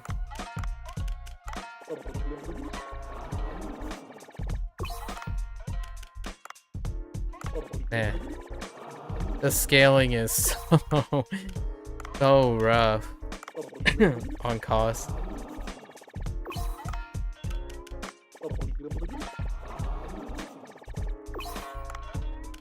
Yeah, a recipe happens at 14. Okay. Do we even have crab dishes? Oh, here's one. Stir-fried habanero lobster. Is there anything else? Crystal lobster. I have 25 points. Crystal lobster. Which one could that be?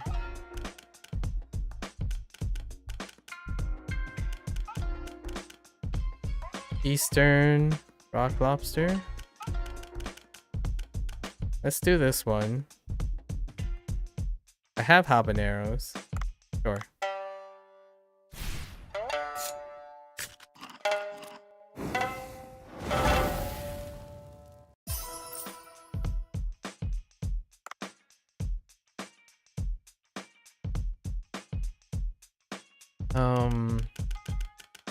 Oh, I can get both actually. I didn't realize that didn't cost that many flames. Yeah, let's just see what they are. Over time we'll get all of them at some point. Okay, switch to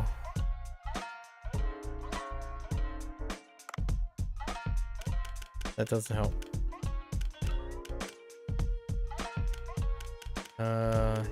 Here are the 3 dishes. Olive oil, habanero. Oh, okay. That's not bad. They're about the same. So let's elevate this. Enhance.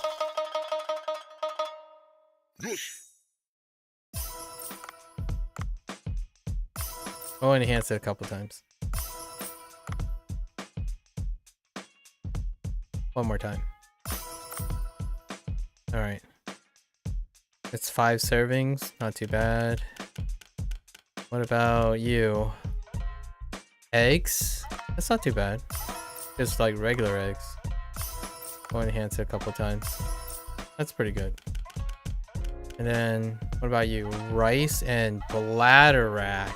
Yikes. I don't have bladderwrack. Sure, 2 servings is probably the best we got. Alright. I'll put these on the menu.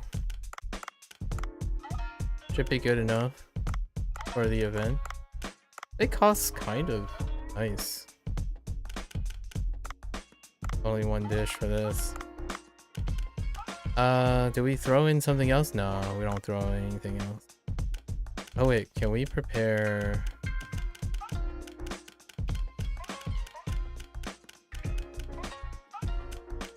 just straight up lobster? Oh no, these are really low. Nah, we're good. Oh, events also. Ooh, oh no. Okay. We need to go to the branch. Because events affect the branch as well. So let's get rid of. No more ingredients, right? Now we need...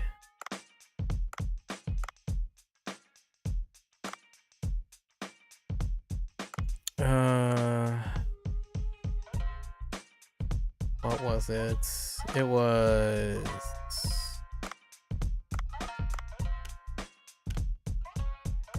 I don't remember. We'll do the 1 dish, right?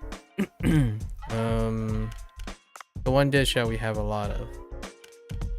This one. Just look. It's Norway lobster, habanero, and olive oil. Okay. Oh, it even shows an icon. We don't have any ingredients. Nice. Norway.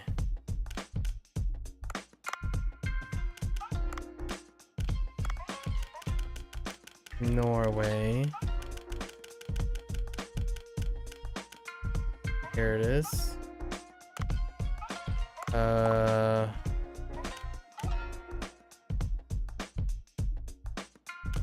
Oh no. I don't know how. Okay, Norway, habanero.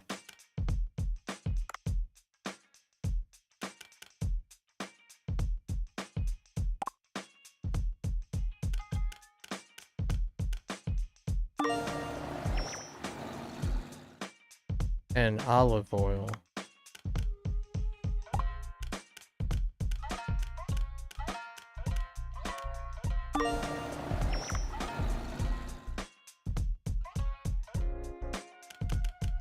What is our other menu item? Eastern rock. Okay. Eastern rock lobster, eggs, and kelp. We'll put 2 menus on item. This is probably the only time we'll ever use this dish. Eastern.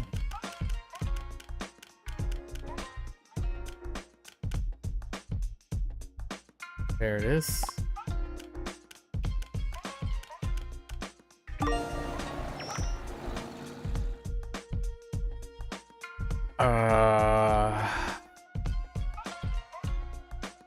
Kelp.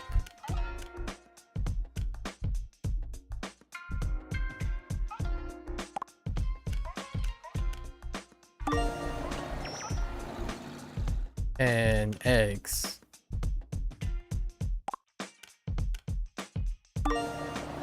That's tight. Okay, you only know how to serve stir-fried. Wait, really? The second dish isn't even available? Alright, if it's not, then I'm taking it back. Wait, why do you have sea grapes? That must have been from way in the beginning. I'm taking those eggs back. Give me those eggs. What was the other thing? Kelp? Give me that kelp back.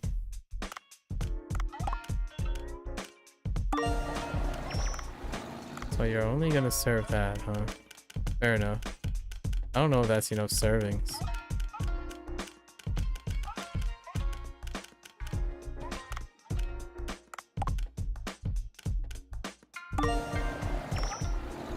You still good on that dish? Yep. Okay. Alright. I swear, if people are upset, I'm gonna hold Dre accountable. Actually, I have a little bit of cash. You guys have anyone? Oh wow, you're really high up. What the heck? I trained you guys so high.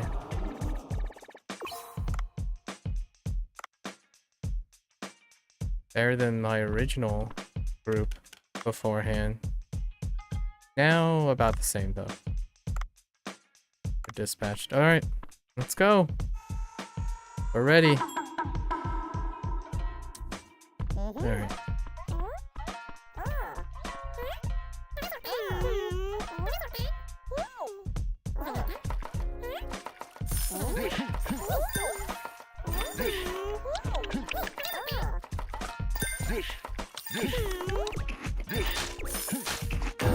Alright, let's go look for dirty dishes.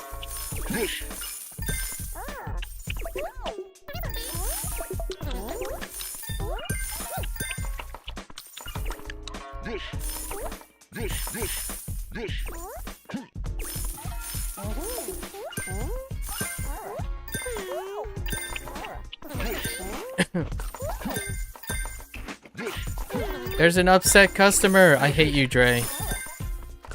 The virtual Dre.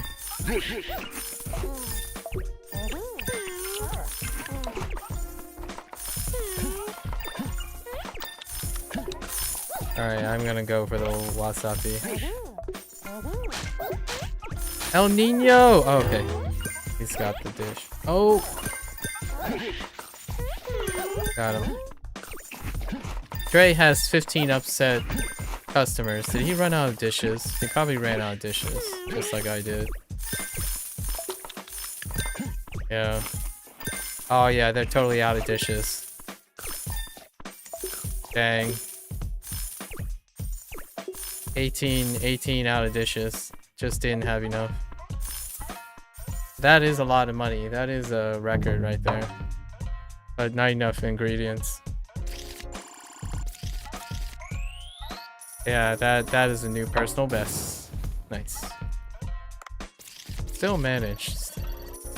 It's kind of funny. The customers had the plastic gloves, the Asian plastic gloves in Asian establishments for the lobster.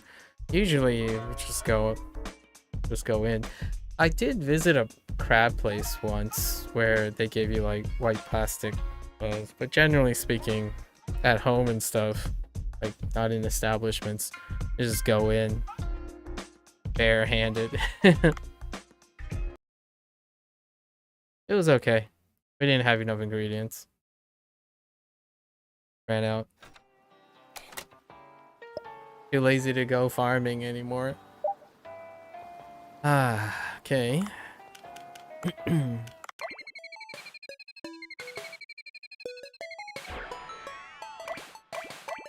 So, can I discipline you from here? No, I can't. Okay, so what have we not done? We haven't just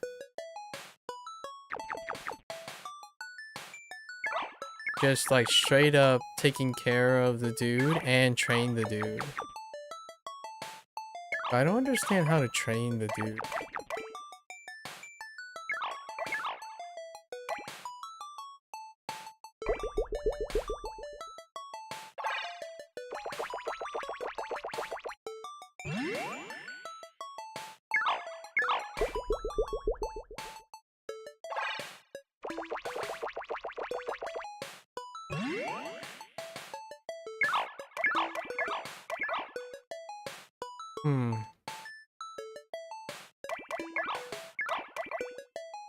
Oh, interesting.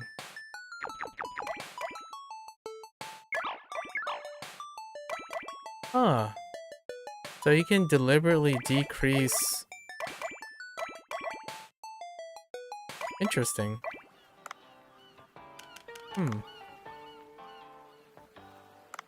Gotta visit the farm.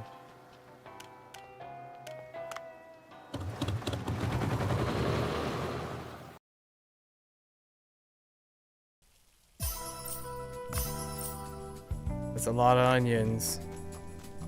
We can do a pickle vegetable dish quite well. No, I don't think habaneros is part of the equation. And let's go habaneros and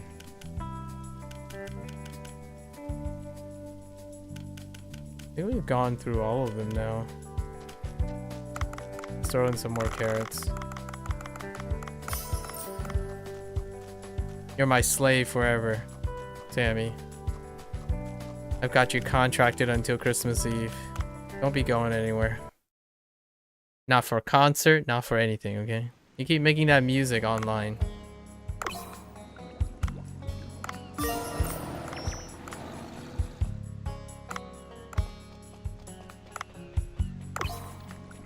Wow. That was a lot of angler. You know, I wonder if my angler dish is up to speed now. Maybe we can serve the angler. Whoa. Why did these guys multiply like gangbusters all of a sudden? Did I miss a day? I think I might have missed a day.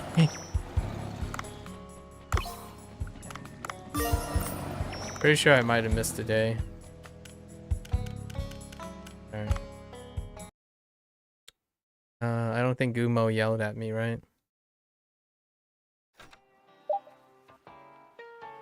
No? There's the lobster. Lobsteritos. Oh, there's a there's a cooksta thing for each of the dishes. Yeah. Wow, there's so many stills. That's fantastic. I don't think Gumo yelled at us, so we're skipping time. Just chilling. That's the Dave life.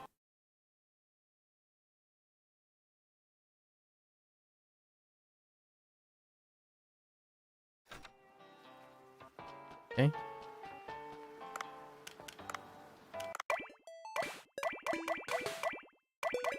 Wait, can I discipline the dude beforehand? Stop getting sick.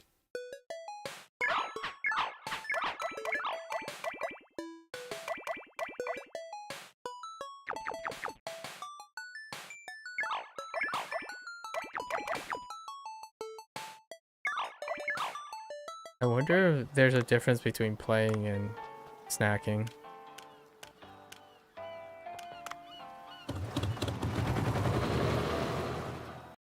Alright. This might be it.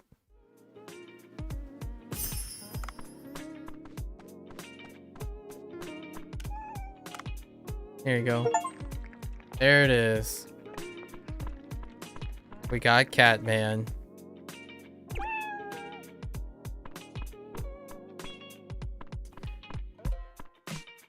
Such a... it's kind of an anticlimactic end. I think that's it. Hold up.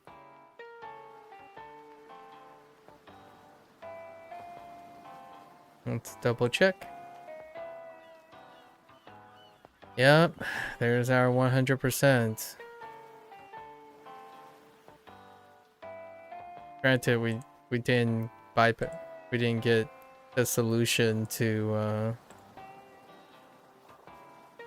the bug. Yeah, I'm pretty convinced this is a bug.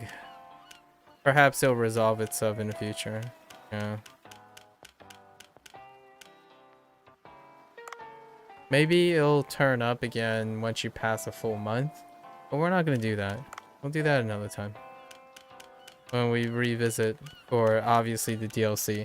I'll probably buy the DLC on launch if they're gonna sell DLC for this game. I'm gonna make an exception. Definitely buying DLC when it's first available. Hey, and if it's free, I'm there. So we'll eventually like get these guys, right? Because you need to pass time like really fast. And then all the weapons, yikes, like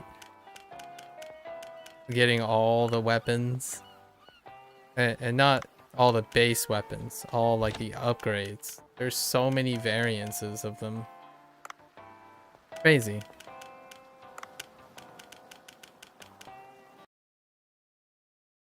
All right. Let's okay, we're gonna have to set this up. So let me actually pull up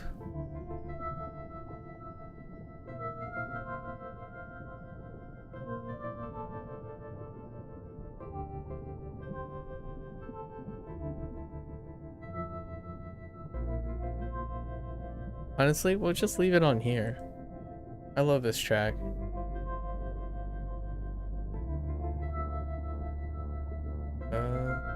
Yeah.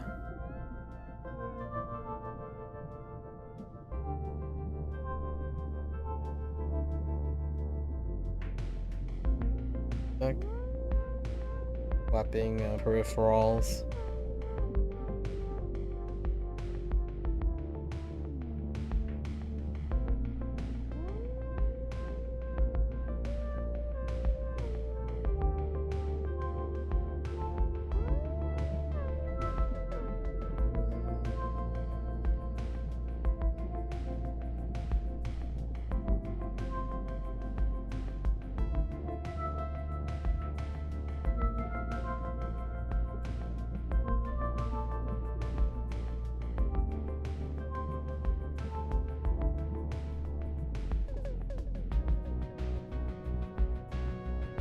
Does it always go over here?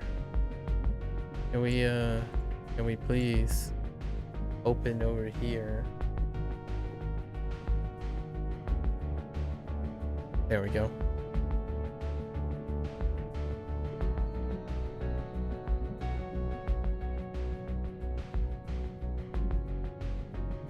Alright, we'll just let that title screen play.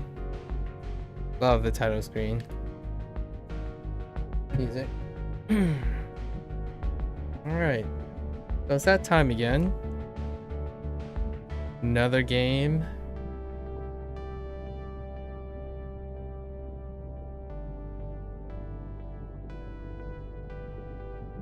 Okay. Here we are again, right? It's another game. Another completion of the base game, right? And for this one, plus the Dredge collab, right? We're back at the bittersweet moment of providing. I think I've settled on a name for this segment, and we're gonna call it, because I'm such a fan of alliteration, right? We're gonna call it Candid Conclusions. I think we're gonna settle on Candid Conclusions. I wish I could think of another, or yeah. We're gonna settle on this. I have like an icon design idea for this. So this is Dave the Diver, right? At the moment of this Candid Conclusions. This is plus the Dredge crossover, which was released, I think, December 2023, and this game was either June or July. We'll say June. So the reason why this is important is it's a 6-month period. That's fast. And we already went over the idea that MINTROCKET is an extension of Nexon. So they have resources. So a 6-month period is pretty fast. And what was available on the Dredge crossover was available for free, right? And it was fantastic. 3 instances, yeah, in a 6-month turnover, it's fantastic. So, as usual, I want to practice going over what we usually talk about in Candid Conclusions. Generally, I talk about 2 contrasting groups. So we always consider 2 groups of targeting. It's getting a little better now. I'm a little bit more precise. For Dave the Diver, it will be the casual seeker and the hardcore seeker. Now, most of the time, it's not just 2, right? This is, again, the disclaimer is this is non-comprehensive. How I typically do this is when I think of perspectives, I think of 2 contrasting perspectives. So these guys are... I totally misspelled that. So, in order to really engage my thought, it's usually contrasting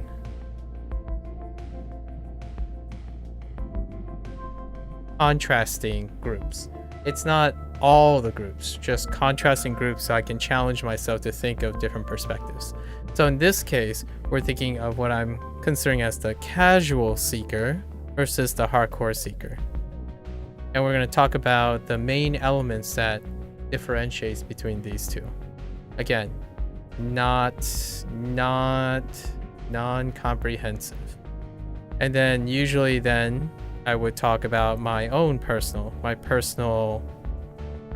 anecdotes.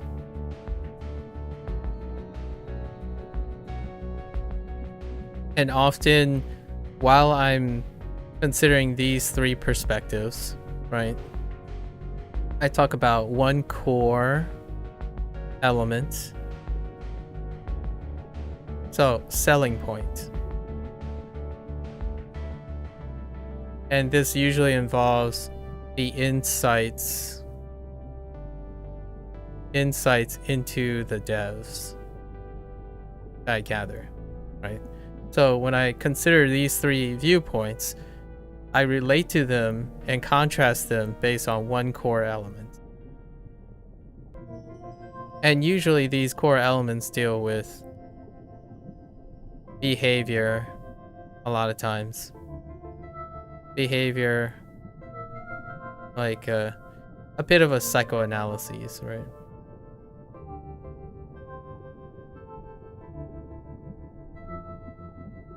And then other points will be more like a lightning round. So very like spitfirey, your typical journalism kind of thing, your modern journalism kind of thing, where I would make a laundry list of elements, talk about them very briefly, rapid fire kind of deal. And then last but not least, the final portion would be the rating. And this is just for your like hot take. Very, very oversimplified score system. And maybe a few commentaries. Right. And I will make the disclaimers when we get there. So that's kind of the layout nowadays for the candid conclusions. So let's start with the two groups outside myself, right? So this time we have the casual seeker versus the hardcore seeker.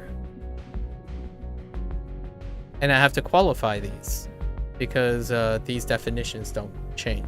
These points don't stay static. So what do I mean by the casual seeker? So we've already talked about the context of MINTROCKET in our opening remarks, which I also have a name for that now.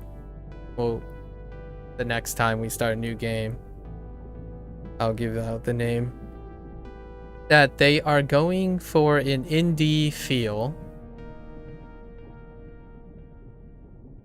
without actually being indie, right? So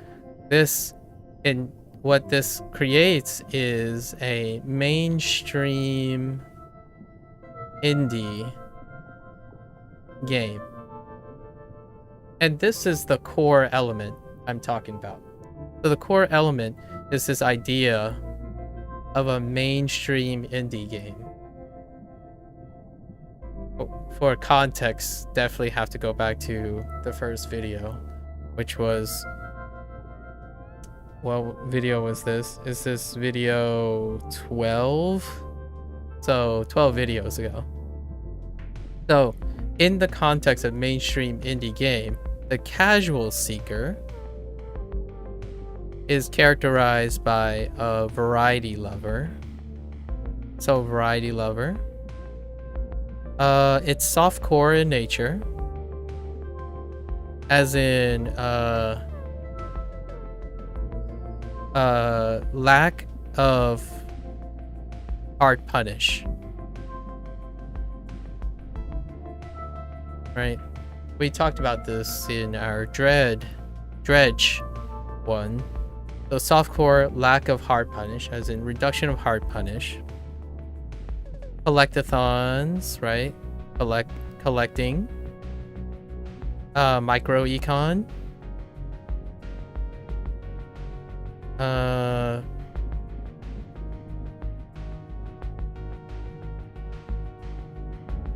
Like progression, like consistent progression, right? And usually, like, if time goes up, progress goes up. Is what I mean by consistent progression. So this is what I kind of mean by casual seeking. And when it's variety lover means also streamlined and like not complex per se, relatively not complex. Okay. Other things to consider are vignettes or like microcosms. And in these vignettes and microcosms deal with pop culture. And now we're talking specifically about 2023 pop culture. It's a heavy reliance on the current pop culture. And in this case, we're specifically talking about mainstream indie pop culture. And what it means to be by this indie when it comes to pop culture is we're talking about niche communities, like sub-communities, right?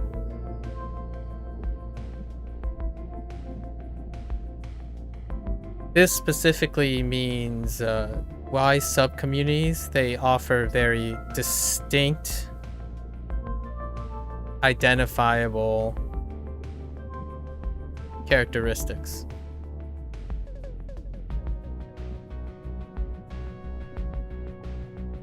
Which means that something like if you suddenly see a rhythm game, right? The rhythm game is associated with the Japanese culture, which very specifically associates with a high representation of female artists, female Japanese artists, right?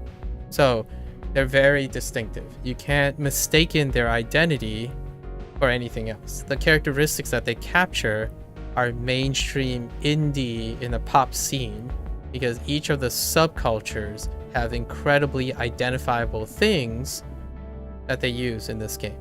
And what I mean by this is the casual seeker is looking for variety in a way that it can capture things without going deep, right?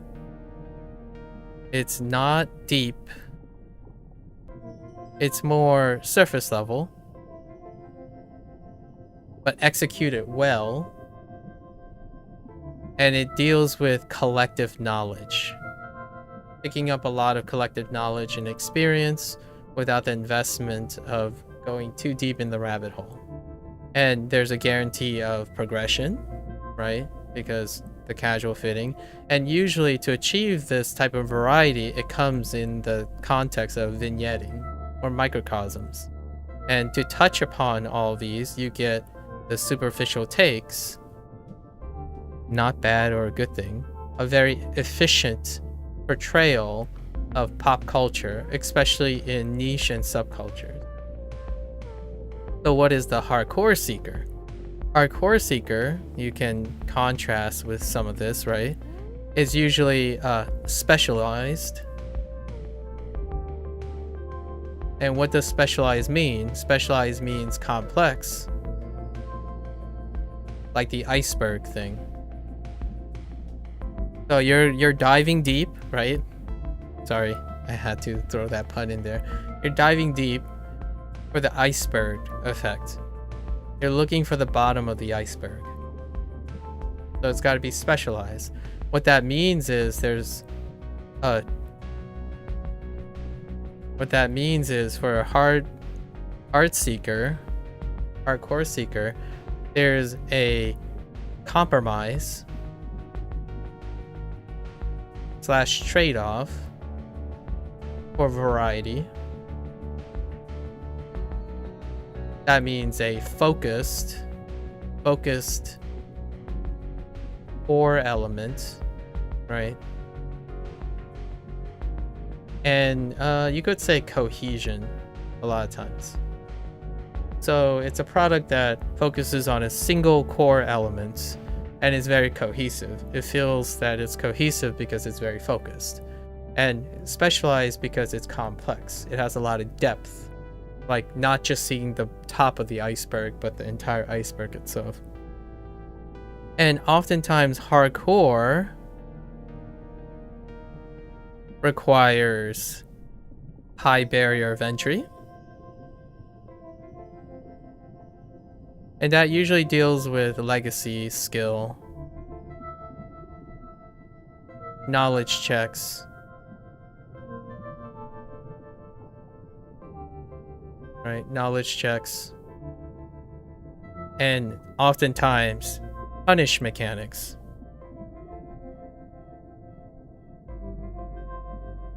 Which things like hard reset would be a punish mechanic, right? That's the hardcore stuff. And oftentimes this hardcore would mean it's often character driven.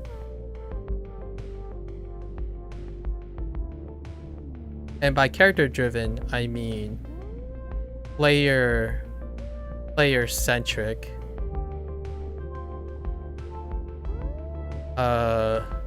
Player centric choice matters. Customized gameplay.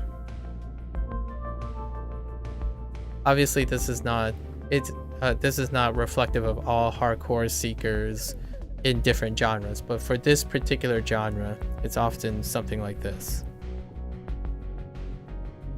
So you're building your character per se. Like it's a very character driven focus. So like improvements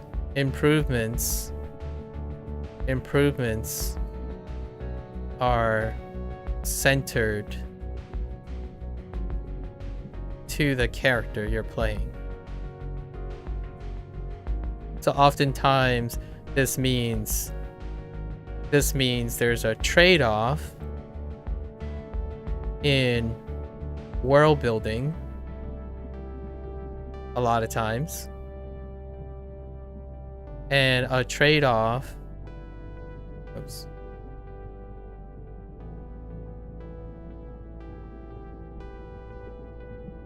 and supporting characters.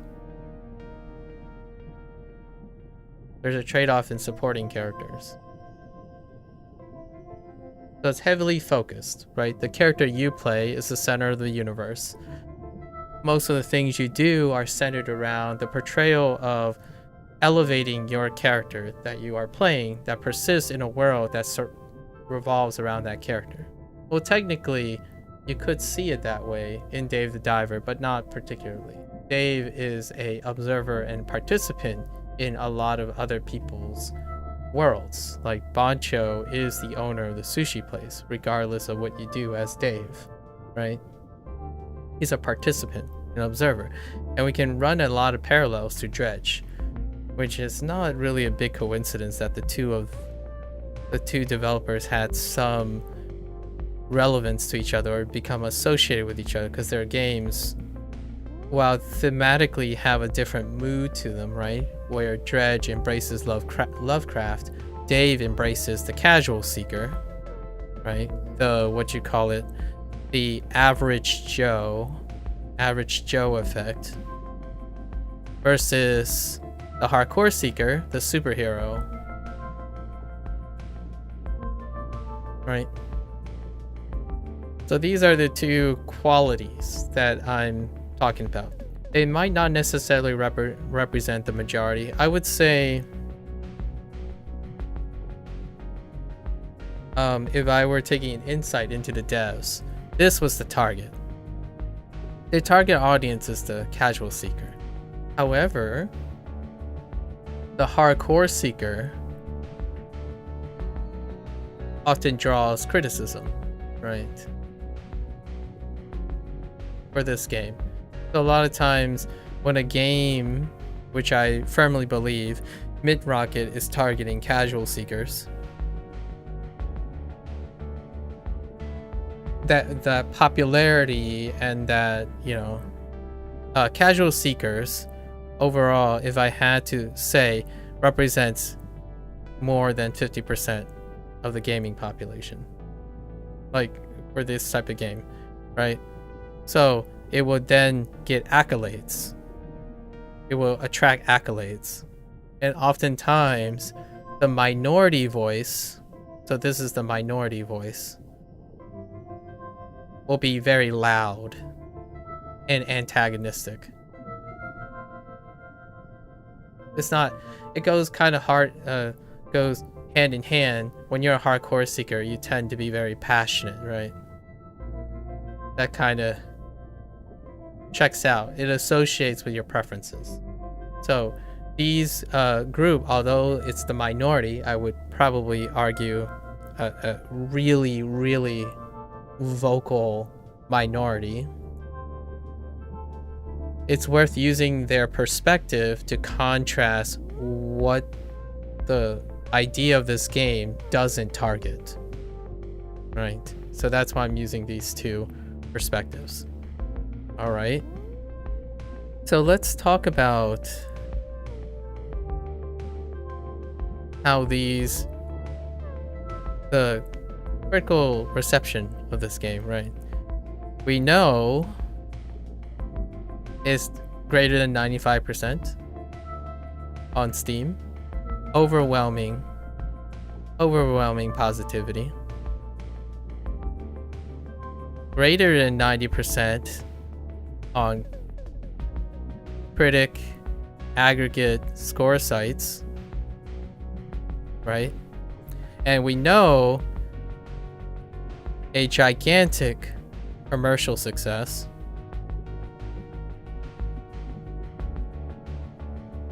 And we're talking about 3 mil plus copies, right? Instant 3 mil copies. Not even like a long gestation period or something. Like in this area of indie type, right? The subgenre. So what is the competition? Let's just say, what is a model that Dave is competing with in the, let's just say, the indie scene per se?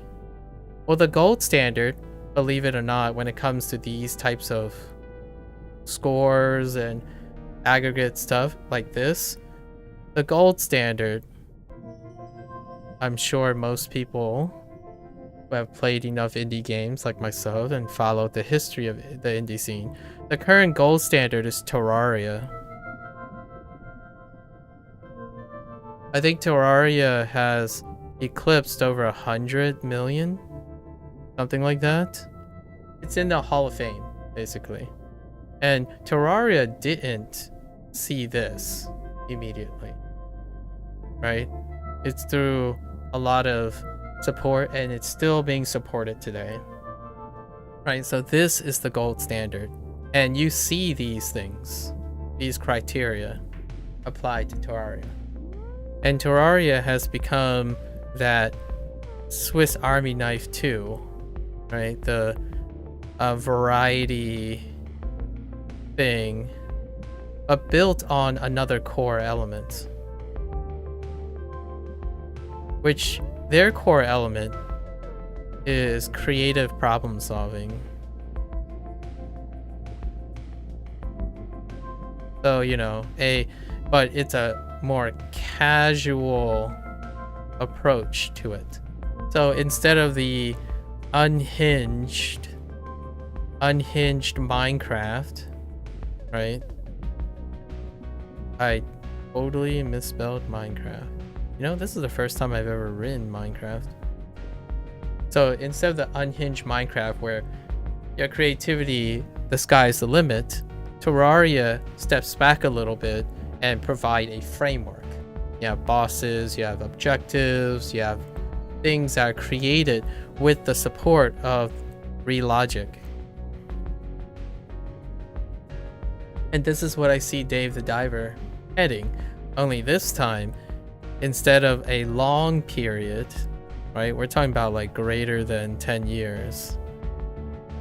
Has it been 10 years? Let me double check on Terraria.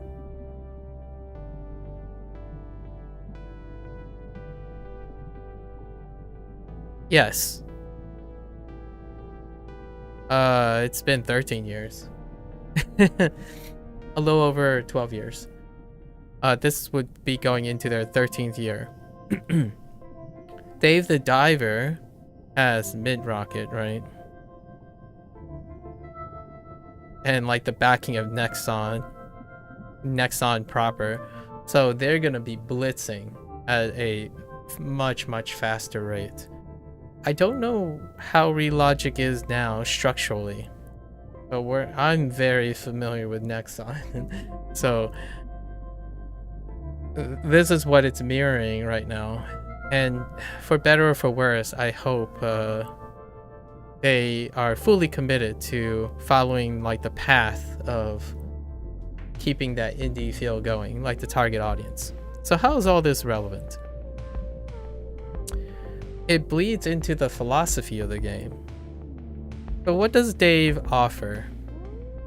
Dave the Diver, right? What does Dave offer? And you're gonna see that it's completely lined up with the casual seeker, in my opinion. And we're talking about the casual indie seeker. So this is where the lightning round is gonna start flowing in, since we covered the core mechanic, right? The core mechanic is trying to be a mainstream indie game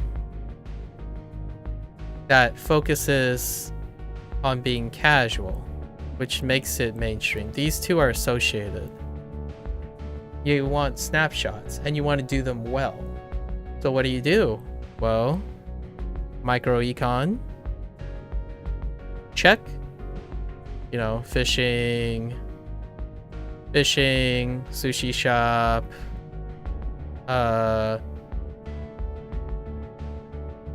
equipment, materials, farming. The list goes on, right? It goes on a lot. So you have micro econ, that's a check. That's very classic indie, a big staple of indie. And what did they do? They kept it simple, right? Super satisfying, captured the essence of all these things without, I don't know, what you would see in a hardcore seeker, right? Let's put a hardcore seeker over here. What would you see? Well, you would see, for farming,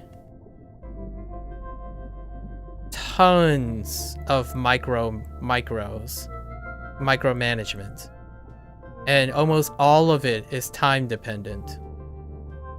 Just to give you a, like, because there's urgency for efficiency, which if you looked at my playthrough of Dave the Diver, I'm part of the hardcore crowd in terms of micro econ. I said this about Dredge as well. Like, I'm part of the hardcore part. So it does leave me wanting more. However, I want to understand that that's not the target audience. In this case, I am not the target audience for the micro econ. It's incredibly simplified, but it's already super efficient, is what I'm saying. So it's so efficient that I got to the end of the game where the micro econ didn't even reach its limitation. So by the end of the game, I did not reach the upper limit at all, not even close. Like, so I would say by the time I reached the end of the game, 50% of the micro econ is quote unquote wasted potential. As in, I had such an urgency to be efficient.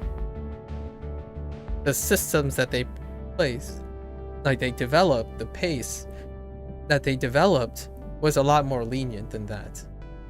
When you think of hardcore micro econ things, you think of time dependency. You're always maximizing, creating efficiency. That's not here. It's not in Dave the Diver. It actually, I would say it would arguably, when you're focused on here, it might break the timing. So, actually, I should put this over here. So what happens if you're seeking efficiency, it might break timing. And what I mean by this is, it will make the experience feel uneven. You're meant to be less efficient and leisurely. So, like the micro econ, time has to pass in the game. So near my last 2 sessions, I'm just passing the time. You just skip the time. You constantly skip the time because you've exhausted everything else. And that is usually a sign of casual targeting, not hardcore targeting. Hardcore targeting, you're always at, like in hardcore timing, you're always at running out of time. But there's no urgency for that. You have all the time in the world in this game. So, leisure. It offers leisure micro econ, as is one of its major core elements. Like these are one of the core, this is one of the core elements. At your own pace. And even at your own pace, more leisurely, relatively speaking. You're not min-maxing. Like, no min-maxing. Stop trying to min-max. Enjoy the experience. Right? So that's what this game, one of the big things this game has to offer. The second one is, what would I describe it? I think the second biggest is the vignetting. The vignettes of pop culture. Indie pop culture. So a lot of times when you think of indie pop culture, you don't typically think about military shooters. So like when we think about like topics, right? It's not military. Not first person shooter, for example. Not a battle royale. And then when you think of other pop cultures, like literal pop cultures and vignettes, like it's not MCU, right? Or dark fantasy. Maybe even throw in like horror survival. There are a lot of things it's not, which these are bigger. It's not a fighting game. I can't believe I'm actually saying that, but it's not a fighting game, right? But what it does offer is a lens into what indie a lot of indie inspired visuals, theme, like music.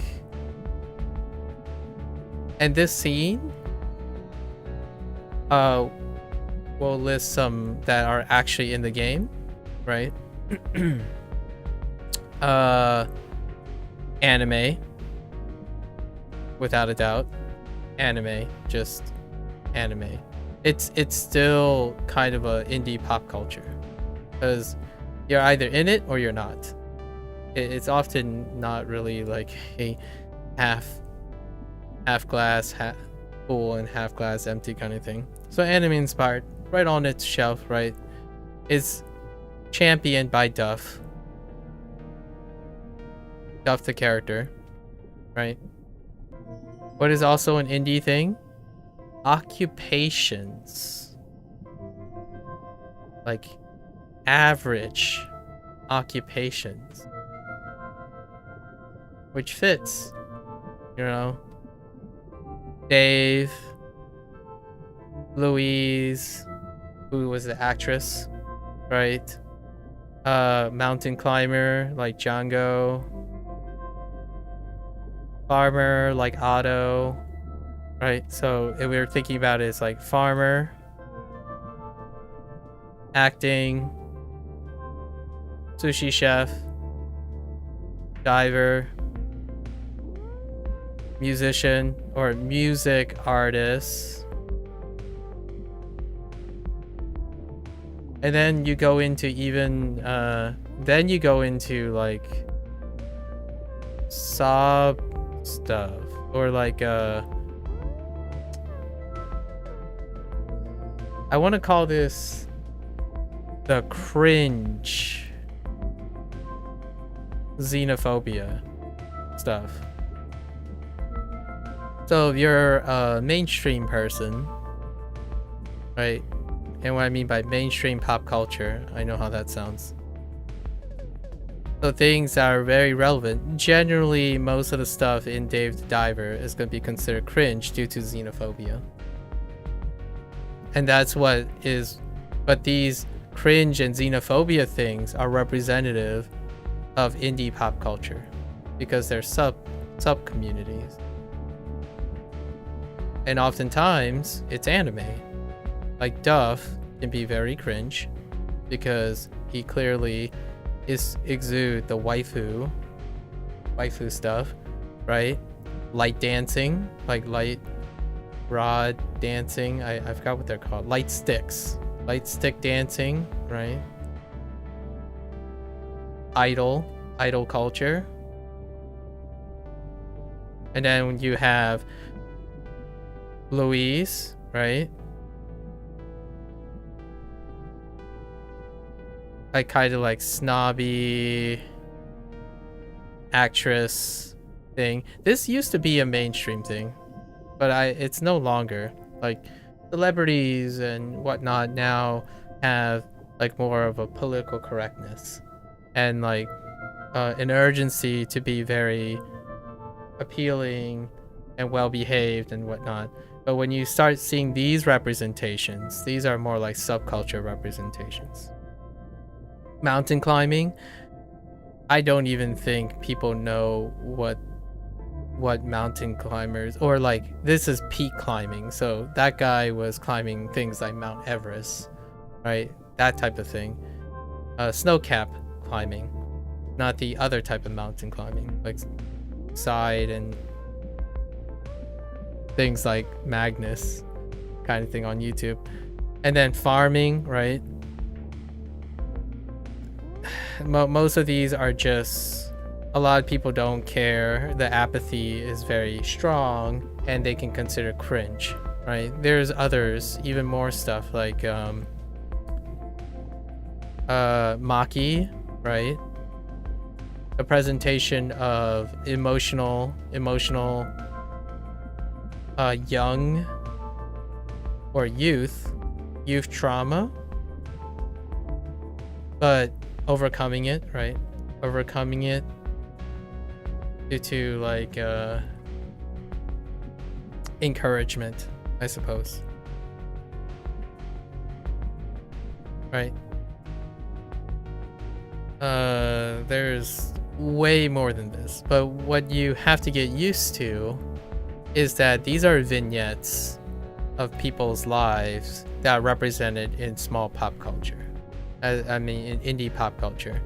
So it might not be relatable. So if you're in the mainstream pop culture, someone who's in it might not be relatable. However, if you're like me, who's into indie pop culture, all of it is relatable. I mean, what's another cringe factor? Having content creators. That's an indie pop culture thing. Having content creators in it. So we're talking about like Dre, a personal person that I'm familiar with, like through a parasocial way, is Ko, and then Raptor, right? Which I learned about these two at a later time, mainly because of my interest. So that still bleeds from cringe, and usually to me is xenophobia sometimes too. It's not in a bad way. I don't think xenophobia has to be like discriminatory or outwardly discriminatory. It's just very uncomfortable. Like, I don't understand why this guy Duff is having wet dreams about an idol who he wants to dance with light sticks, right? Or why everything's so bombastic, like Bancho taking sushi super seriously. One of the viral things about the Japanese culture is everything is super serious. If you step into a novelty sushi place, and I would put novelty in a quotations, it's about performance. And what I mean by performance is more entertainment. But really, it's a cultural thing. So when you see, like, if you spin your wheels and you see, oh, sushi's, this is how Japanese sushi chefs prepare something, it's going to be a display that's very much like Bancho. Right. So this type of culture, it can be either not relatable or it's very cringy. Dave is like 90% of indie pop culture.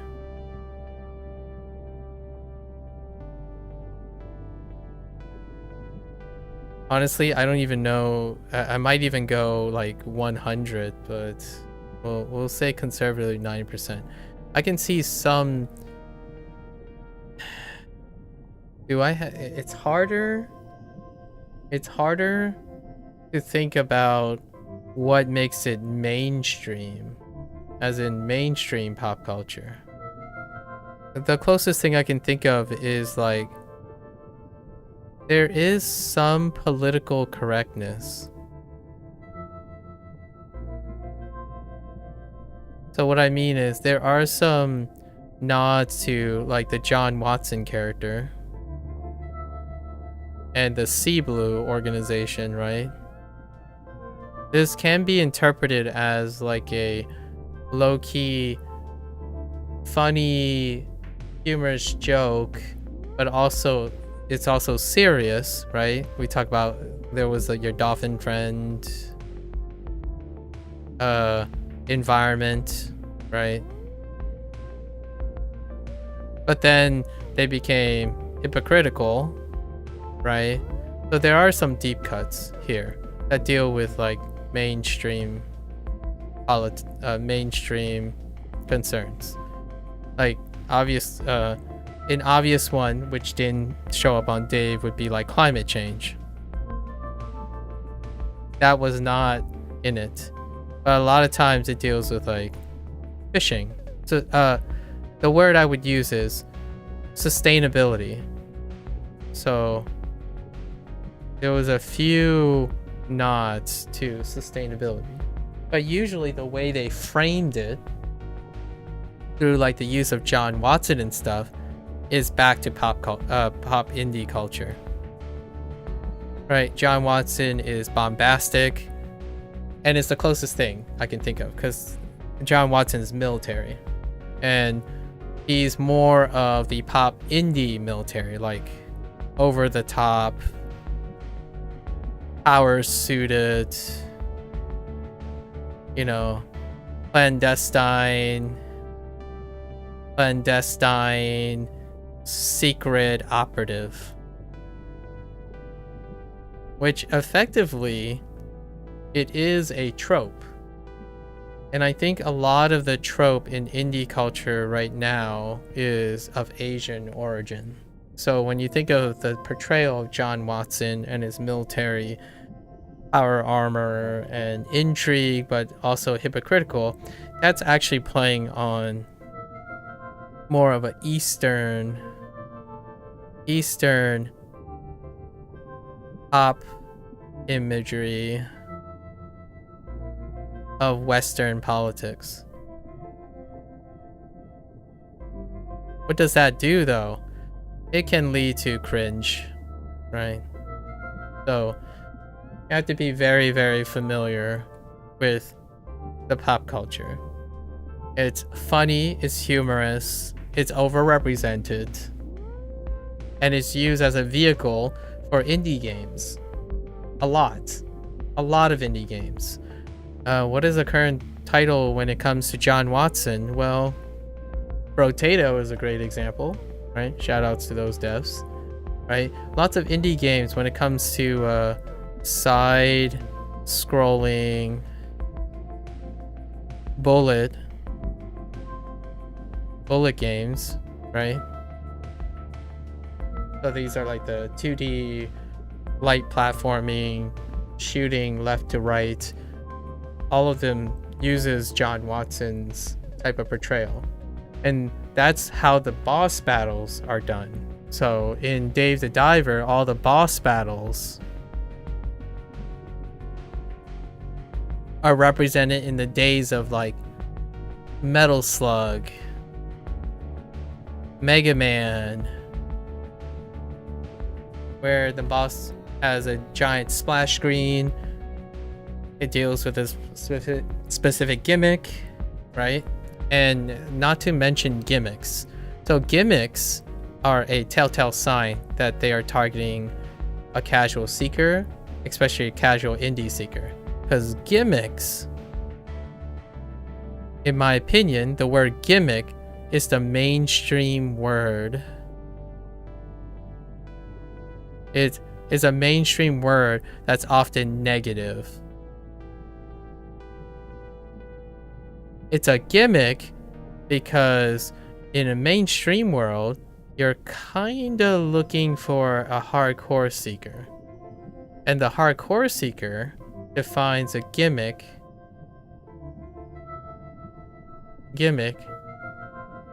as a knowledge check,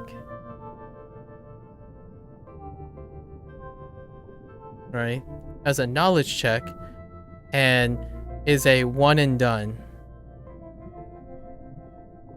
And it's considered easy or cheesy, right? But the thing is, when it comes to casual indie seekers, if you use this perspective of a hardcore seeker, you're going to feel like the entire game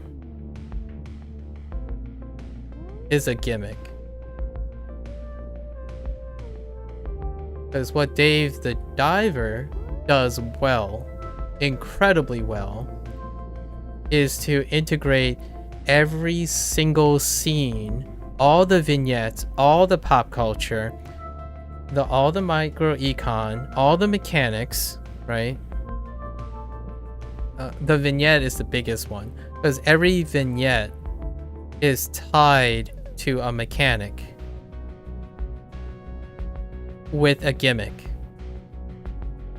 And oftentimes when you're thinking about a hardcore seeker, a gimmick is one and done, fleeting, meta, specialized meta, right? Actually, that's redundant. It's a meta, right? It's a meta. It's a trick. It only comes up once in a while. It may only come up once, and therefore it's not consistent and essential to success. And when you're thinking about a hardcore seeker, it deals with repetitious hard work, I suppose. Hard work. Or iterative design. Iterative refinement, right? Dave is not that. Dave the Diver appeals to the casual seeker because it captures lots of vignettes of indie pop culture. Simultaneously, all those vignettes and pop cultures have a relevant mechanic to them, and those mechanics rarely ever overstay their welcome. It's to the point where you don't even have the opportunity to rest on repetition or iterative design. The core mechanic that I highlighted, the micro economy, is one of its core mechanics that you can undergo a bit of refinement. And that's where that whole, if you're being really efficient, you don't really cap out too quickly. The other loop is the fishing loop, right? The diving loop is the other one. And to me, the micro econ actually has quite a lot of depth, and the diving has quite a lot of depth, right?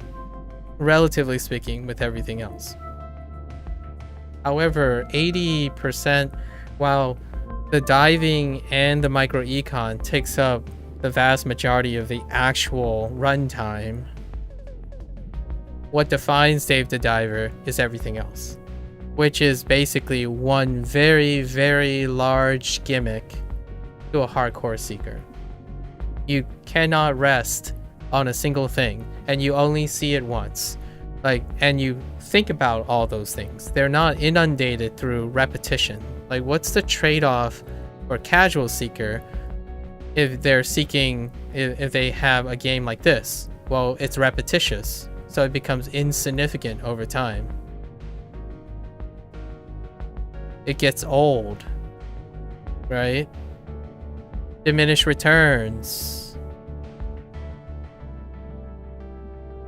So the strength of Dave the Diver's design is that you don't know what's happening next. I mean, you can say things generally like, oh, you know, Dave is gonna do something underwater or find another way to make money or something like that. Very general. But you have no idea what's coming next. It's a constant page turner. From beginning to end, and even if you treat the core mechanics, like if you be a little less efficient with diving and a little less efficient with the micro econ, you might actually get to the end and never feel like you've ever hit anything the same. It's just constant. Like, oh hey, you picked a recipe. If you focus on that recipe like I did, right? Like, I'm a min-maxer. Like, I like efficiency. I'm a hardcore seeker, so I like specializing in dishes or maximizing. You'll never get to the end. Like, it will be very, very astronomically improbable that you'll get all the recipes and like have all the recipes maxed and know the nuances and descriptions of all the recipes. There's just too much of everything, and it just keeps going. The list just keeps going. Like, at the moment of this candid conclusion, I have over 15 recipes, and all of Django's recipes, whatever they are. Like, not even close. And the whole diving thing, I didn't collect everything. I mean, I got close to collecting an instance and unique of everything, I didn't hoard my way to a perfect ratio of how to get. It's not necessary. The game doesn't make you do that. It's such a low. Everyone's playthrough is inherently consistent with the gimmicks, but the two core mechanics are what perpetuates the progress. However, it's, in my opinion, just an underlying foundation for gimmicks to happen, for set pieces to happen. Like, I've forgotten, there's so much in Dave the Diver that are one-offs. Until I see it again, I can't have the, oh yeah, that's right, this happened. Like, Dr. Bacon was in a speedboat chase with pirates. That just came to my mind talking about things that I might forget. I brought up Dolphin, right? That is in the very beginning of the game. Now, you don't see that Dolphin again after like 3 encounters with the Dolphin. It's gone. And I always refer back to Duff because every character has something related to them that only occurs once. Maybe twice, if you're lucky. It's hard to... It's not necessarily hard to form attachments because the supporting characters, there are so many of them, but since they're all uniquely... This is a mainstream indie game, so all of them are the highest quality streamlined version of their tropes. So Duff is unforgettable because he doesn't overlap with any of the other characters. Every single character is a trope. And a trope is a gimmick. You don't go any more depth than that. It's already summarizing as efficiently as possible what that trope is. Maki is an orphan kid who overcomes her grief because you found something that gave her closure. That's it. That's done. And forever ingrained, when you see Maki the character, you'll think of that. It's such a vignette. Like, it's the gimmick. You're not looking for a what I mentioned about the hardcore seeker. You're not looking for depth and growth of your character with maybe 1 or 2 supporting characters that has like a tier tree that is 36 tiers long with their own supporting. No, you're seeing the spice of life. You're a casual seeker. You're looking at all that. And what they've done here in Dave the Diver is offer it in the most leanest package ever. All the one-offs are incredibly brilliant. I don't think there's one that missed. It's right on the nail. So this is the truest form. Is like quantity over quality was the focus. Now here's the thing. I'm not talking about 0 and 1. I'm talking about they focused on quantity while trying to maintain as high of a quality as possible. And they nailed it. It's sufficient quality. In fact, I might argue it's almost better than just sufficient. But there's so much variety. It's incredible variety. It's such a feat to be able to maintain a specific amount of quality while legitimately just having a focus on quantity. And it's a checklist. So I can't name all of these things because they have so many. Like farming, acting, sushi, diving, there's chicken, there's like livestock. Well, not livestock, sorry. Egg farming, right? I'm surprised it didn't have livestock and doing the whole surf and turf thing, right? That could have been a thing. We have the dine and dash stuff, the food prep, like the literal food prep stuff in the Bancho chef thing. There's also like flashbacks, VN designs, so visual novel nods, right? Puzzles, all the puzzles, like so many of the puzzles, even the dual puzzles that was out from left field, right? I wasn't expecting, and turns out I did a little bit of digging.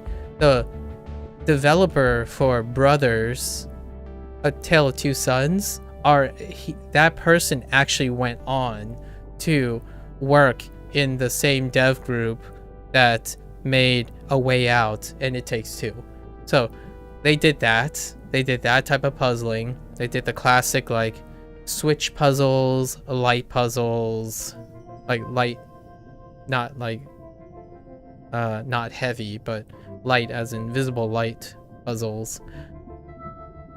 Catapults. It's like going through all the mobile games, any mobile game mechanic that was nice. And it's not a big stretch because Nexon, like other big corporations, publishers, I would reckon most of their large majority of their revenue and production costs is dedicated to mobile games, because mobile games are incredibly lucrative. They're for the casual seekers. And this is where it kind of hurts Dave the Diver in my perspective, for me specifically, is because I do identify as an indie gamer, right? And it doesn't hurt that much, like not even close. But as an indie gamer, I'll explain that in the next thing, right? My personal experience. As an indie gamer, I've played a lot of indie games where, generally speaking, they're hardcore. They full send on their foundations, and they lean onto that foundations and continue to push the standards of that foundation. If you're making a deck builder, you have to meet an increasingly growing list of gold standards to even barely break into the pop indie deck building scene. And then puzzlers are the same, right? So while they're doing that, MINTROCKET, as probably a part of a corporation that focuses on mobile games tend to give you that really quick, tight, lean package. Like, what's a $1 game that does It Takes Two, or my personal, it would be Brothers, A Tale of Two Sons, really well for like 50 cents or $1. That sequence in Dave the Diver, that's probably enough in my opinion. Like that, like multiplied by like 10 levels, that's a $1 game that does it really, really well. So that's kind of the thing. What do you get at the time of this review? Dave the Diver is MSRP 20 USDs. Do you have 20 games that can occupy you, 20 modes that can occupy you for like an hour? That's actually being generous. I think being conservative, saying you get 1 hour per $1 is kind of generous. Like, what I mean is, it's asking for quite a lot of a developer these days. Way more than that. This is way more than 20. I can't even name the 20 at the moment, but I can guarantee you there are more than 20 subsystems in this game. There are more than 20 one-offs that anyone, in my opinion, would place more than a 50 cent or $1 quality in its execution. I'm actually shocked there isn't a TCG or a CCG in this game. I'm gonna hold my breath. There's always a chance that a DLC will include a deck building nod, or like a random roguelike attachment where Dave has to bootstrap through collecting power-ups and going through a session of diving, like a back-to-back session of diving. It can be possible. Like, you can have a boss mode where you there are enough bosses in this game with their mechanics, you can add on top modular changes to those bosses, and all you do is have Dave run through those bosses with varying power-ups. That could be a thing. I wouldn't put it past MINTROCKET, right? Although those systems require a lot more standards. So they're trying their best to pick just enough. So micro econ needed more development, and diving needed more development because it's picking a specific part of the indie scene that is incredibly well developed. Like micro econ is an incredibly well developed part of the indie scene. There's so many micro econ games. And then for the diving, the left and right perspective things, let's just name a few. Dead Cell, any of the Metrovania games, right? Those fundamentals, there are fundamental expectations of control and how responsive things are, and like targets and whatnot. Like even standard platformers, right? 2D platformers. There's a lot of standardization, and they still pull it off, in my opinion. I think the fishing thing, the diving thing is, it's not particularly weak. It's just relatively weak to everything else the game does well. Like all the tropes, the cutscenes, like the cutscenes, I can't even begin to think about the cutscenes. That is such an indie thing, in my opinion. The cutscenes are brimming with personality. It's not upholding, like, it relies on charm and absurdity and exoteric knowledge over making sense. And mainstream, in my opinion, operates on making sense. Things have to feel cohesive. They have to feel like they belong together.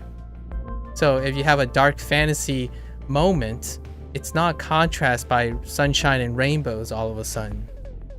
That's not what Dave the Diver is. Dave the Diver can hit on really, really tough moments, but then they would just immediately contrast by something else. It's a potpourri. Sometimes you smell something that makes you feel happy. Sometimes it makes you... Generally speaking, though, I would say MINTROCKET tries to stay on the positive side. It's just most of the positive side are meta. They're incredibly meta versions of being happy.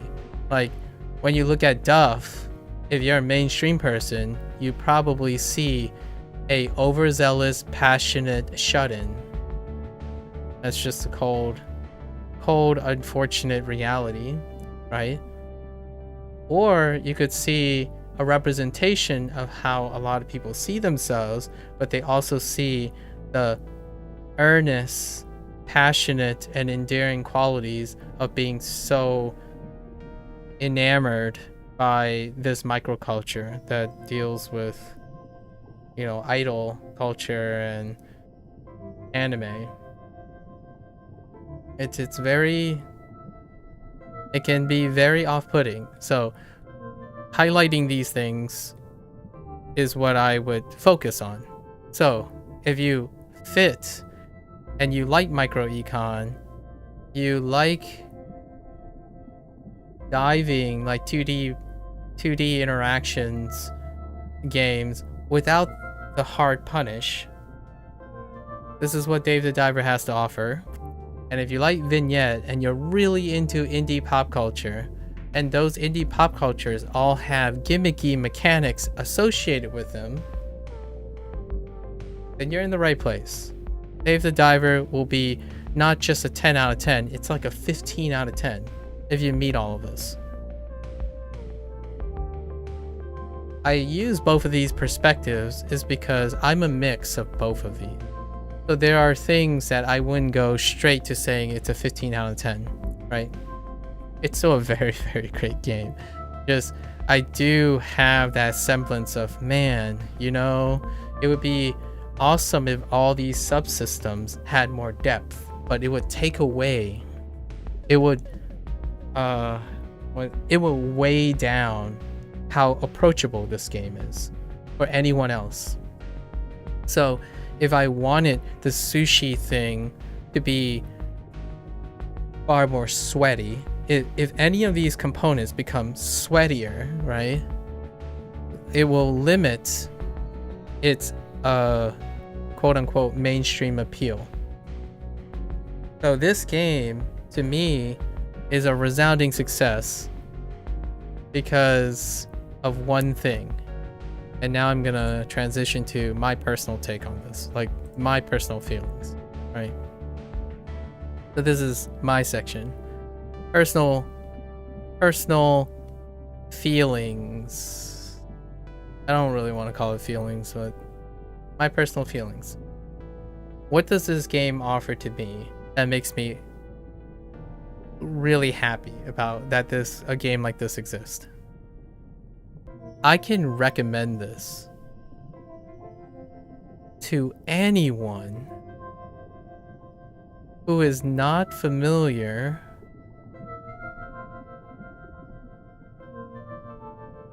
with 2023 indie scene. Hands down. No contest. This game, when someone asks me, hey, you know, I'm kind of hardcore, man. Like, you meet someone, I'm kind of hardcore, I'm kind of competitive. But Maku, I just want to chill. And I want to know what other types of games are out there. Like, I'm tired of playing the same thing. Not really the same thing, but I'm tired of practicing the similar things, right? The similar game types.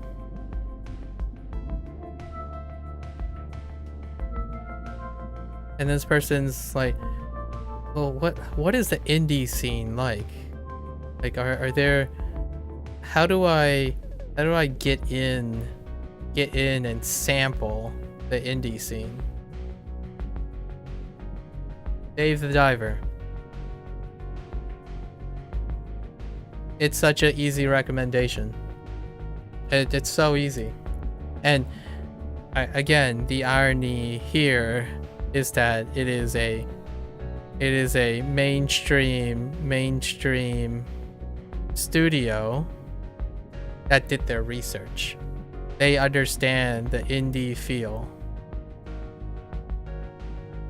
Oftentimes to like a hardcore seeker, right?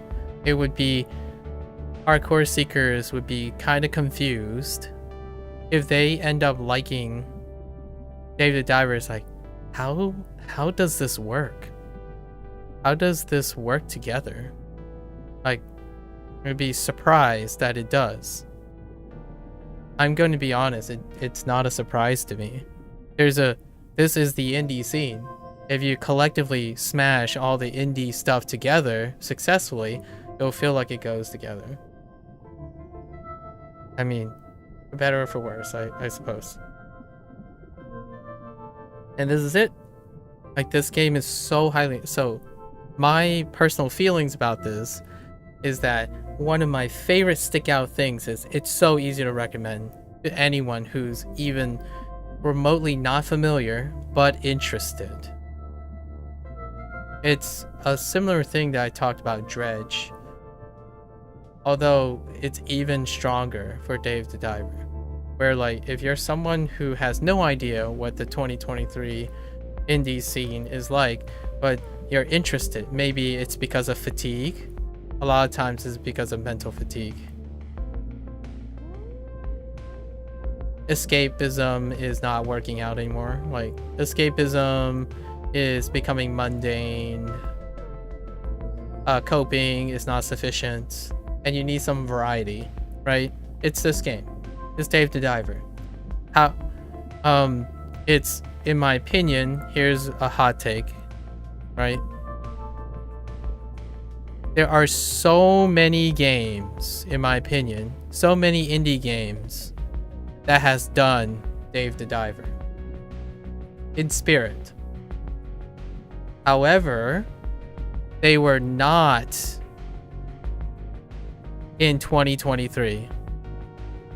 Now, what does that mean? I'm kind of alluding to it here. Mental fatigue to whatever that's mainstream now,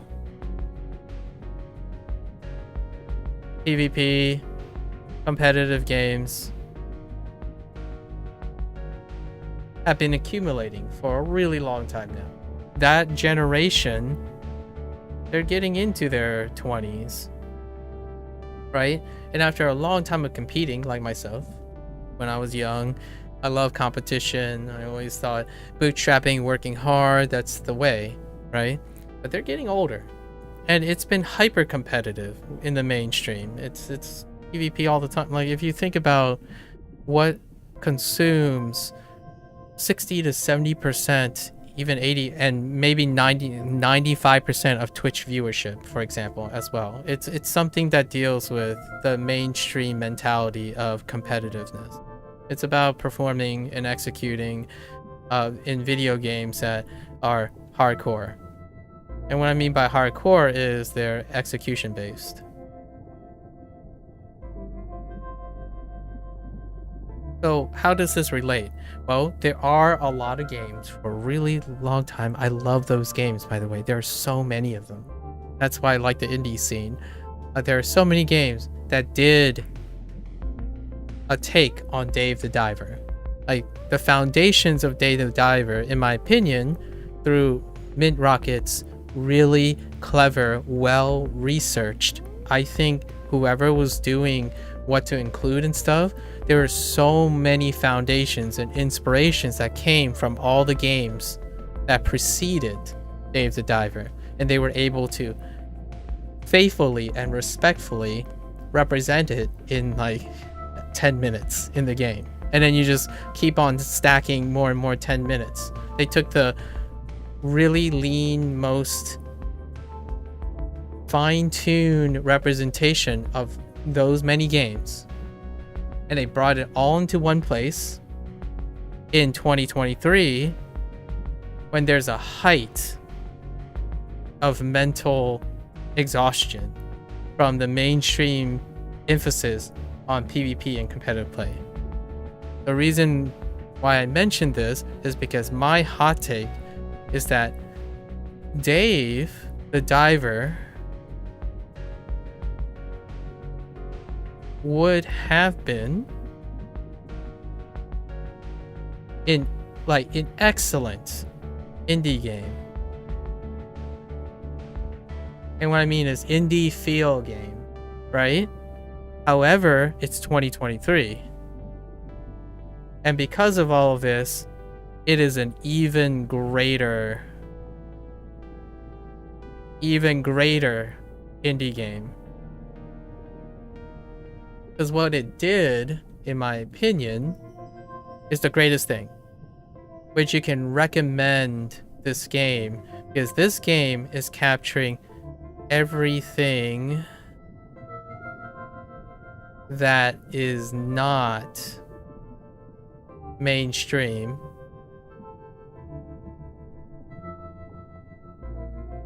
but trying very hard, and successfully, if I might ask, to be mainstream. So they took all the indie foundations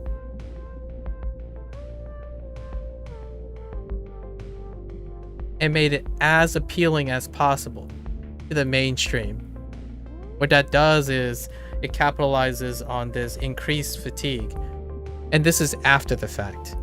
I didn't think this was the hypothesis. I had my suspicions, as in a lot of times when you think about how the creative process works, and then how humans as a society goes through phases. Once a phase lasts long enough, there's mental exhaustion. Like, it becomes mundane, it becomes too mainstream. Like, everything reflects that. And then we go through a cycle of transition, which it goes to the next trend and the next trend. And this scene has been around for a while now, this PvP hyper-competitive draw, right? So naturally over time, as more Dave the Divers come out, right? Not just MINTROCKET, other games that choose variety and stuff, they have become, in my opinion, increasingly successful in their reach. Because there's a natural transition point right now on finding out what the next best thing is. So like the next attractive thing is. It's not necessarily just BRs and competitive shooters. And to me, that's what's brilliant about this. This game has all the wonderful, well-executed indie foundations and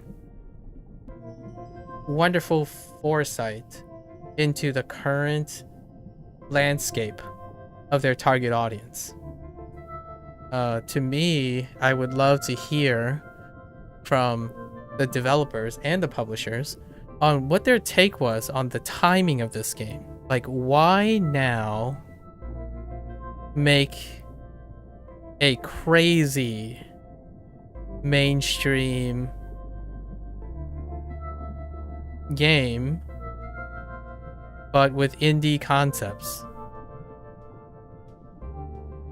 As a business person, like someone who's thinking about the bigger picture and stuff, this is a great time to do that. And if you do it well, you knock it out of the park. You're guaranteed to get your target audience, right? You're guaranteed to have your target casual indie seeker. But what's crazy about this time is that the hardcore seekers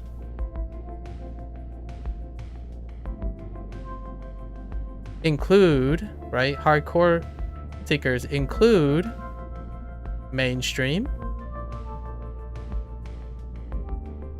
and people like myself, like me, right? It's not drawn to proportion.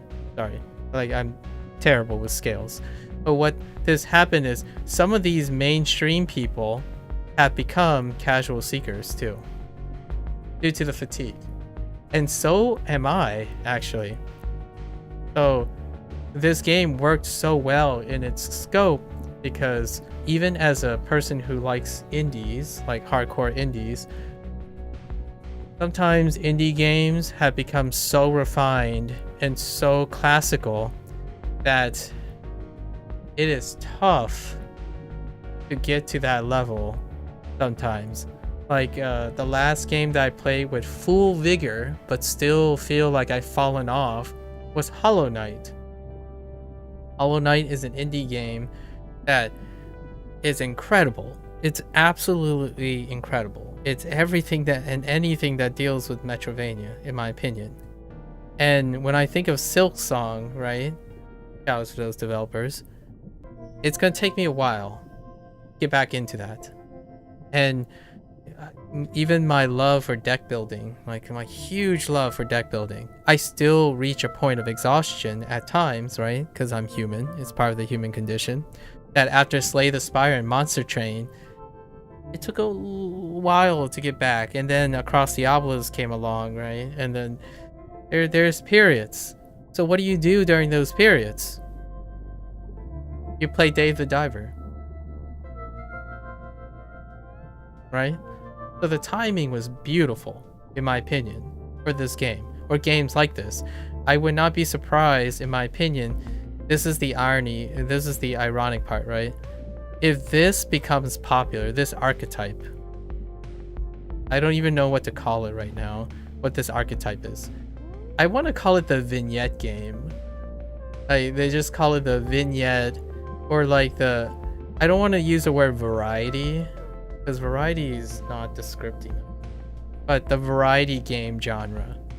And what I mean by that is, it's not the same as saying, I'm sure those indie content creators will say like, oh, I'm an indie variety game content creator, and they're talking about individual games. I'm talking about within the games, as in games that are legitimately designed to be unfocused. like non-focused to a hardcore seeker. Deliberately meant to be a collage of microsystems, and those microsystems interact in a way that marries them together. One of the biggest criticisms, for example, like for the two games that I read about, which I both played, Dave the Diver and Dredge, is that when someone, a hardcore seeker, says things like, "Oh, I don't get it. Why do people tell me that the indie scene is still good?" Or like, why is this a good game?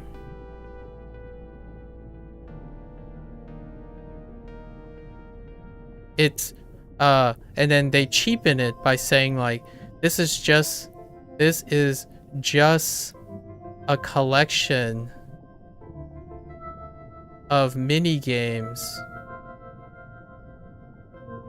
put together.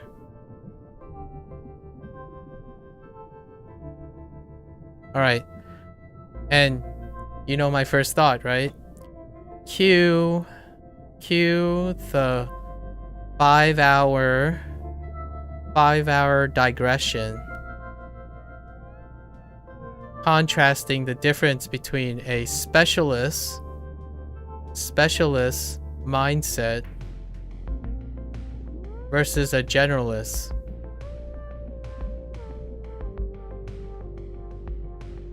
And yes, I can probably defend the specialist mindset very easily. I've been through that in my life, like 15 to 18 years of my life. 15 to 18 years of my life, it was a specialist mentality. My life is built on 2 or 3 things I do incredibly well. They have all the elements, the complexity, and the over-exhaustion and hard work of refinement. Then came the crash.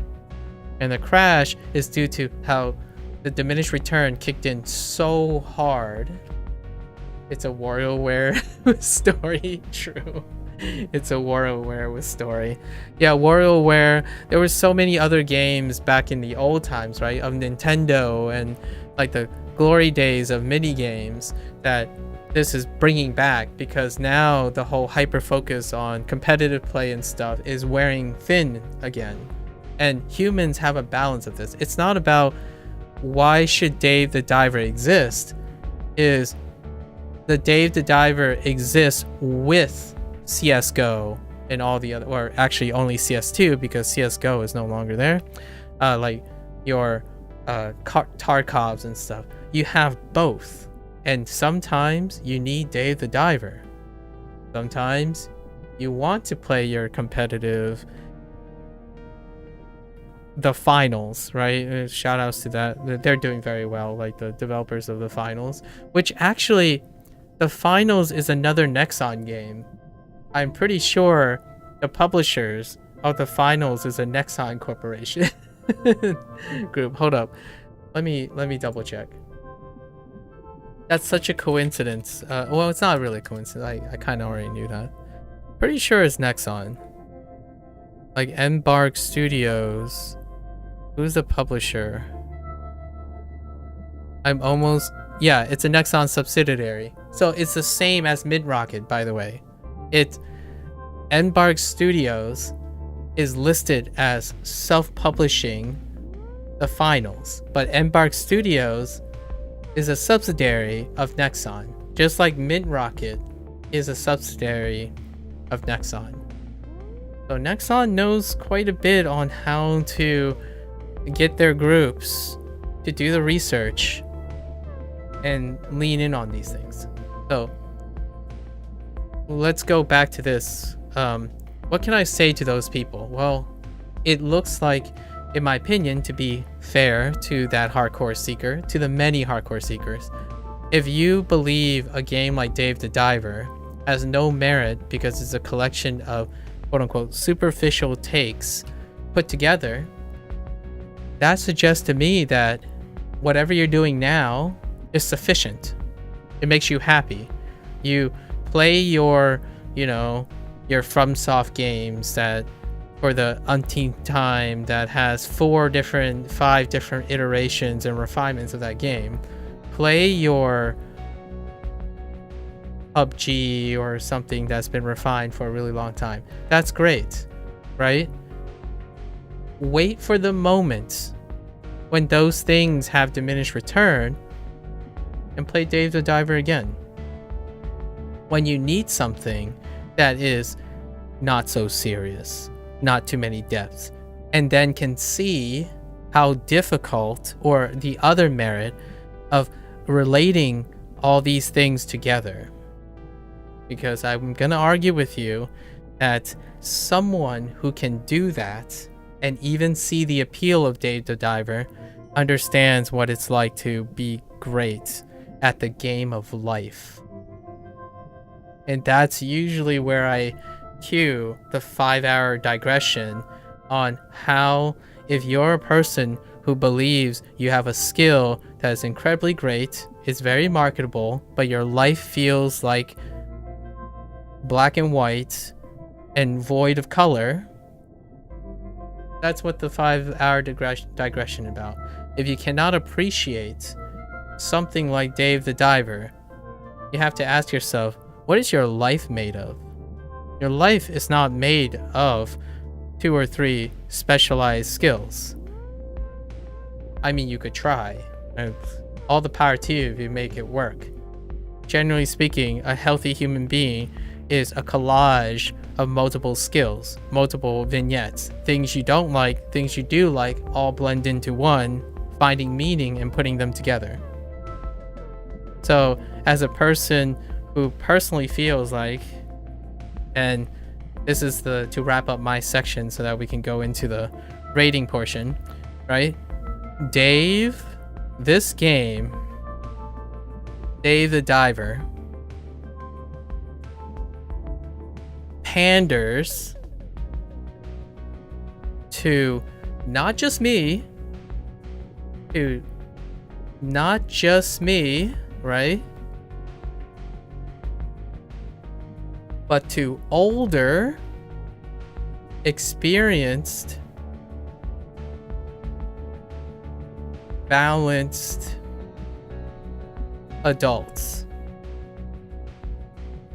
So if you're a person who thinks, in my opinion, that this game is not good, it's just a mixed bag of a lot of things that aren't even worth your time because you can't distinguish between a well-executed game, like a really efficient take on a lot of things, then it's not for you yet.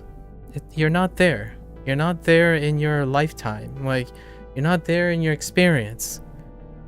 This is why this is largely the difference between a casual versus a hardcore.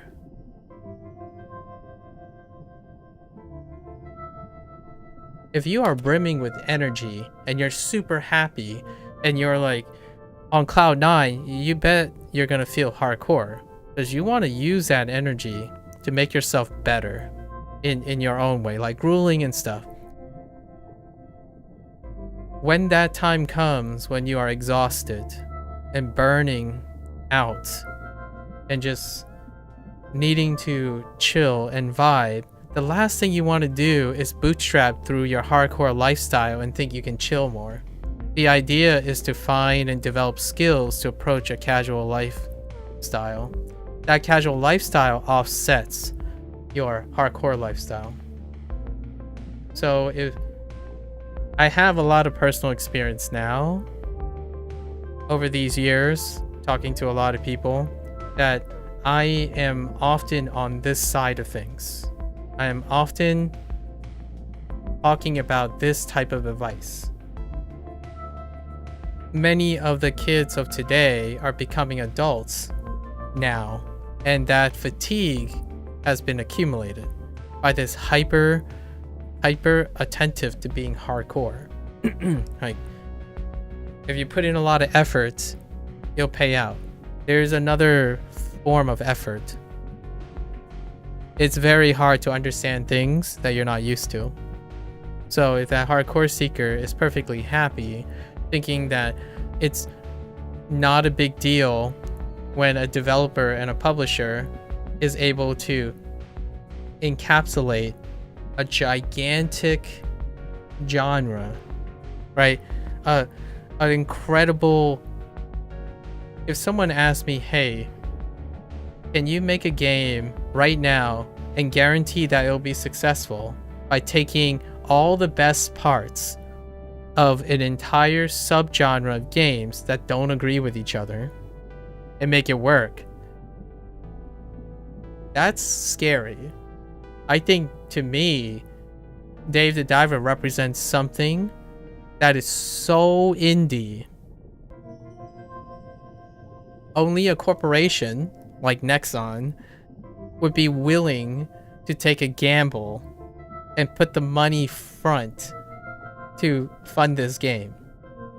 Like if you're asking an indie group, right? Say I'm an indie group, I would pick the thing that I'm good at or the thing that inspires me, and I would build a foundation and game around that.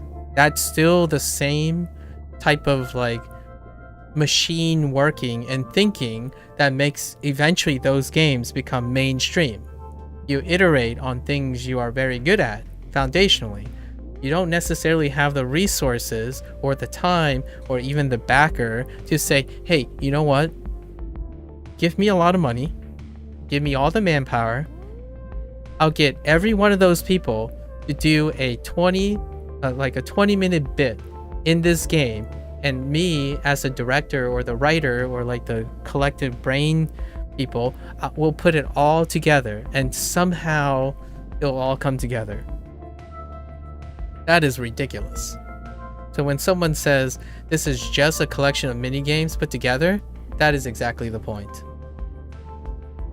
You try that as someone, and that's why I'm bold enough to say this guy's a hardcore seeker, because their world is so small, and it's small and happy.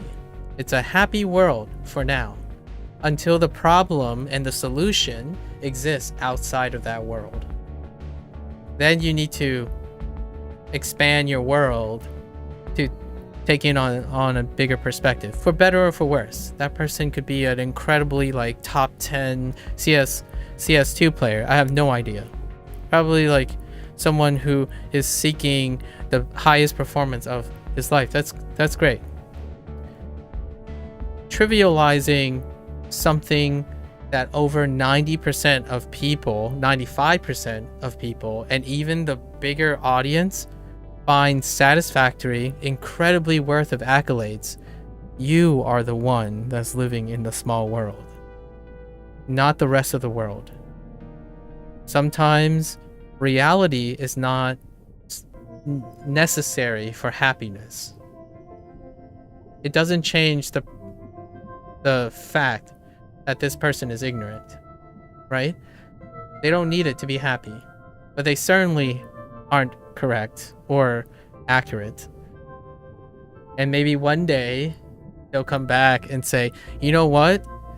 You know, I'm going to say this person's like in their 20s or something. Or they could be in their like 60s or 70s where they only played games of certain things. But 60s and 70s is kind of pushing it, because gaming back then in the 60s and 70s are actually kind of close to Dave the Diver. So we're going to say 20s.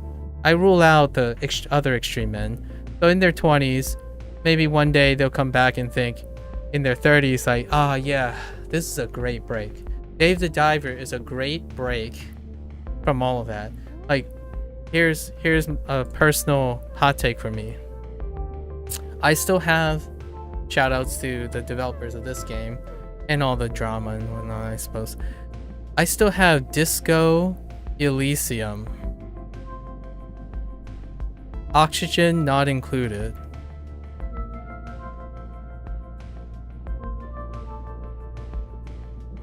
And Dead Cell. Like, sitting there. Just sitting there. Now let's just think about it for a moment. All three of these are indie games, okay? They're actually gold standards in their sub pop indie culture. Like in their sphere, they are legitimately considered gold standards with a long supporting. They're still being supported, except for Disco Elysium. That's kind of a anomaly here. But for that last comment, but my thought is, these games go hard, like really, really hard on their concepts, their core elements. And I need to be in a state of mind, in a state of emotions to approach these games. That is my feeling about Dave the Diver. Whatever your feelings are, if you need to chill from anything, play Dave the Diver. Just play it. I hope other games, the subgenre of casual games is fairly big. Like if you go on Steam and you use the tag casual, there are quite a lot. But even those, a lot of the other ones deal with very specific things, which Dave the Diver captures. They're often micro-econ games, right? But they're micro-econ games without the sweat of like Factorial or 2 Point Hospital or a tycoon game, you know, like Planet Coaster. There's no urgency, right? However, it's kind of just stuck in those things, like Stardew Valley, like farming, casual sim games, right? Dave the Diver went beyond that. It not only used those elements, those two loops, everything else is like a potpourri. It's like going to a movie and only seeing YouTube shorts. I think that's a great example. Like that's what I'm gonna say now, right? 2023, we have doom scrolling, right? Doom scrolling. To me, Dave the Diver is a really hot take, is basically a TikTok or shorts reel of indie games.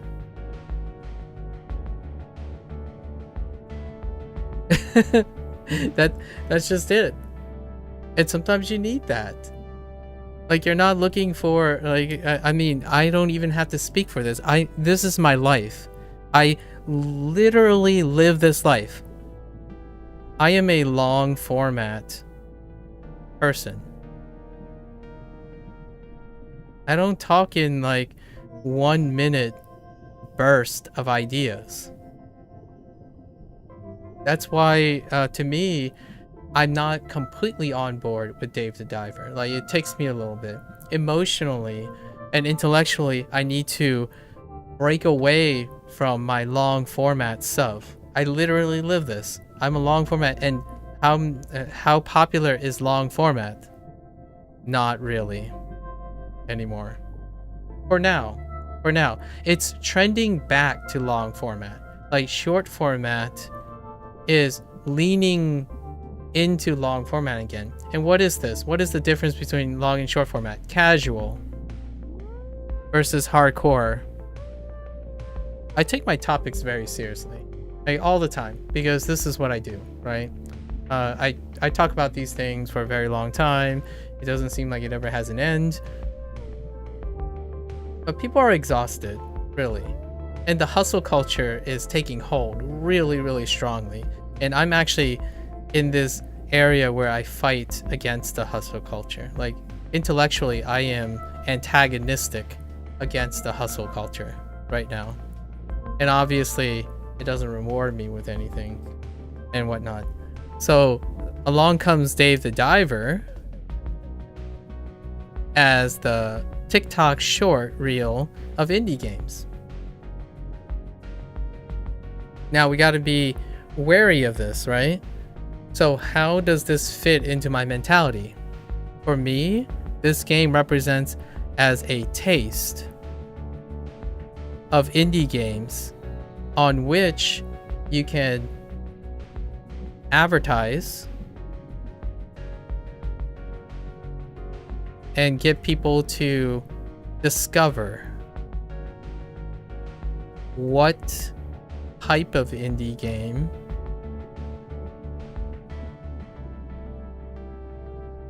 they like. Why is this so effective, in my opinion? This is exposure therapy.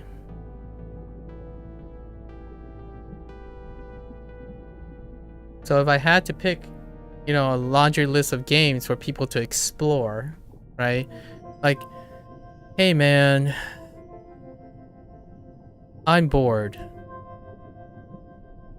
Also, by the way, when I use the word B word, the bored, that's a 10-hour digression right there that we're not going to go into. I'm bored. Can you help me find something interesting? Right?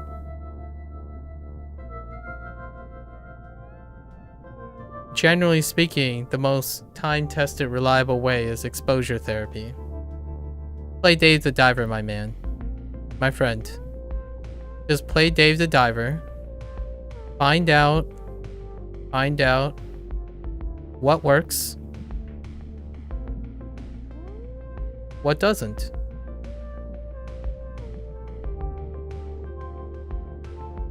I take that information and recommend games.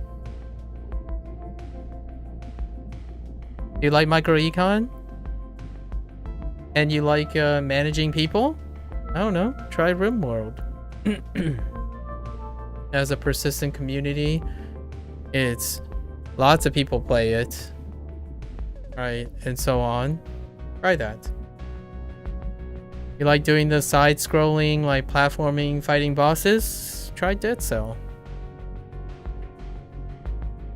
Unfortunately, my personal favorite is not in there, which is the roguelike deck builder. That's not in it. Maybe one day. That's my take on Dave the Diver, personally. Okay? And of course, that brings us to the very last part.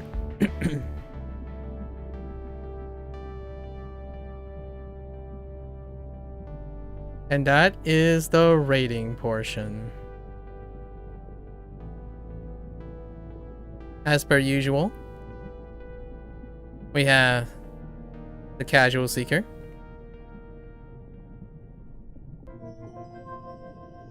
the Hardcore,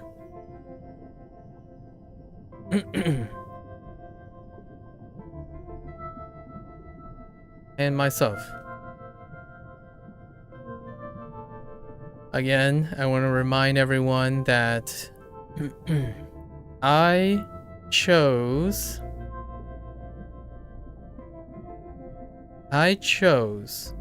this game, right? I bought this game.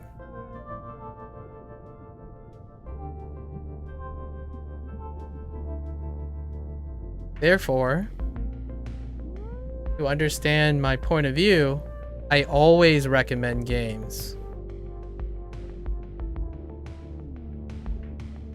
that I bought and choose to play. It's not because I think they're great beforehand.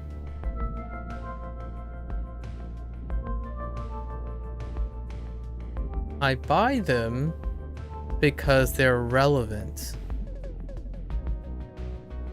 to a bigger audience.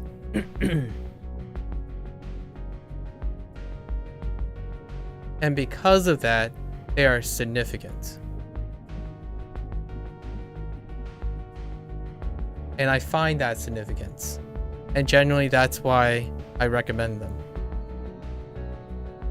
There are other pragmatic things that filter in. The secondary thing is time, right?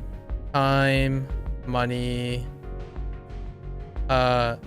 Really big deep cut is time, because I'm a long format person.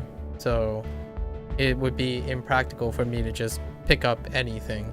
It would have to be a strong significance in order to recommend. Because generally strong significance gives me learning opportunities. In the future, it might not be the same. Only one time has it ever happened, and I still haven't done a closing conclusion for it yet. I don't get solicited for games. Or anything, rather. Anything at all. I haven't ever been solicited, with one exception. It may not be the same in the future. I don't get solicited for games or anything I did not voluntarily select it. So, contrary to a lot of other people who may have jobs, right? And those jobs obligate them to do something. This is not my job. So the things, the content, the stuff that I make will always be significant and recommended, because that is my intended purpose. If your intended purpose is to buy the worst games, or like the games that you hate the most and then rant about how you hate the most, then it's predetermined and pre-selected that you would hate those games. Nocebo effect and all. For me, it's a placebo effect. If I am choosing for myself and I'm spending the money for myself and I'm trying to use it as a learning experience, no matter what, it's going to be inherently significant. That is the challenge that I place myself. It may be different in the future, and I'll make it clear that I'm being solicited for something. The last time I was solicited for something, I was sitting in a office having a lab meeting, and I'm critiquing and peer reviewing someone else's work. They could be doing anything, and I'm critiquing it. So I have no forethought or pre-knowledge of what the product is going to be like or what they're suggesting. In this case, I knew what I was buying. I knew a lot of things. So as a person of this character, regardless of what these, I say this because it's regardless of what these numbers are, it is a mental exercise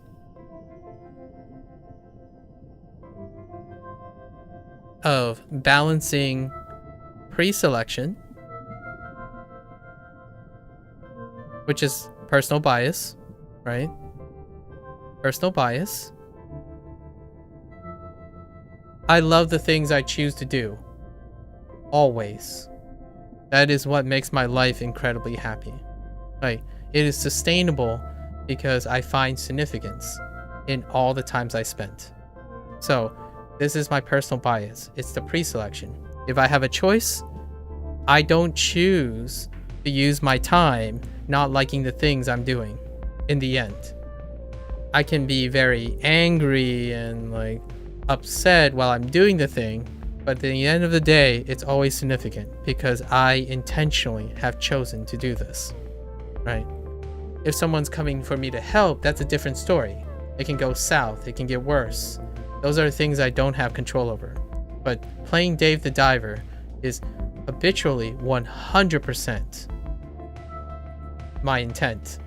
So it's always going to be recommended, just to give people an idea. These scores are a mental exercise of balancing my pre-selection with other perspectives. So other perspectives. And since I don't have friends, sorry, low key, I don't have friends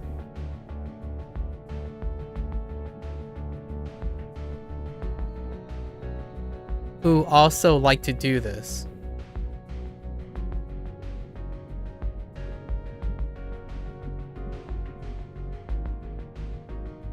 Right? So I do have friends. I just don't have friends who like to do this. What I do is I peer review the next best thing, which is with myself. So I challenge myself to read other people's perspectives, like the casual seeker and the hardcore seeker, to balance out my preconceived notions. So I can tell you now that in the future, if you ever see this portion, if you ever get to the end of this long format video that's incredibly long, and you get to the review, the rating portion, no matter what the score is, I'm going to recommend the game. The idea of this exercise is how I'm going to use the game to recommend to people. Who do I recommend this game to? How can I use this game as a way to encourage other people or challenge other people? And what do I see and can take from this game for the future, for myself? Playing these games help me determine how I can help someone. So if I understand myself and I challenge myself what a casual seeker is and a hardcore seeker is, and so on, when I talk to someone, I will be able, practicing these things, be able to describe what this game is and how it might be appropriate for the person I'm talking to or inappropriate. So when someone's really angry that this game sucks, I can at least explain and come up with ideas that might help them realize why it sucks or why it's not for them, that kind of thing. So it's I know my biases and I challenge myself every day to think outside my biases because it's fun. It's an intellectual thing. How do you keep improving and finding significance in everything? You stop resting on what you know and constantly challenge on what you don't know, right? Because if there's anyone who's a great imposter, it's myself. If you can't relate to this, this is it.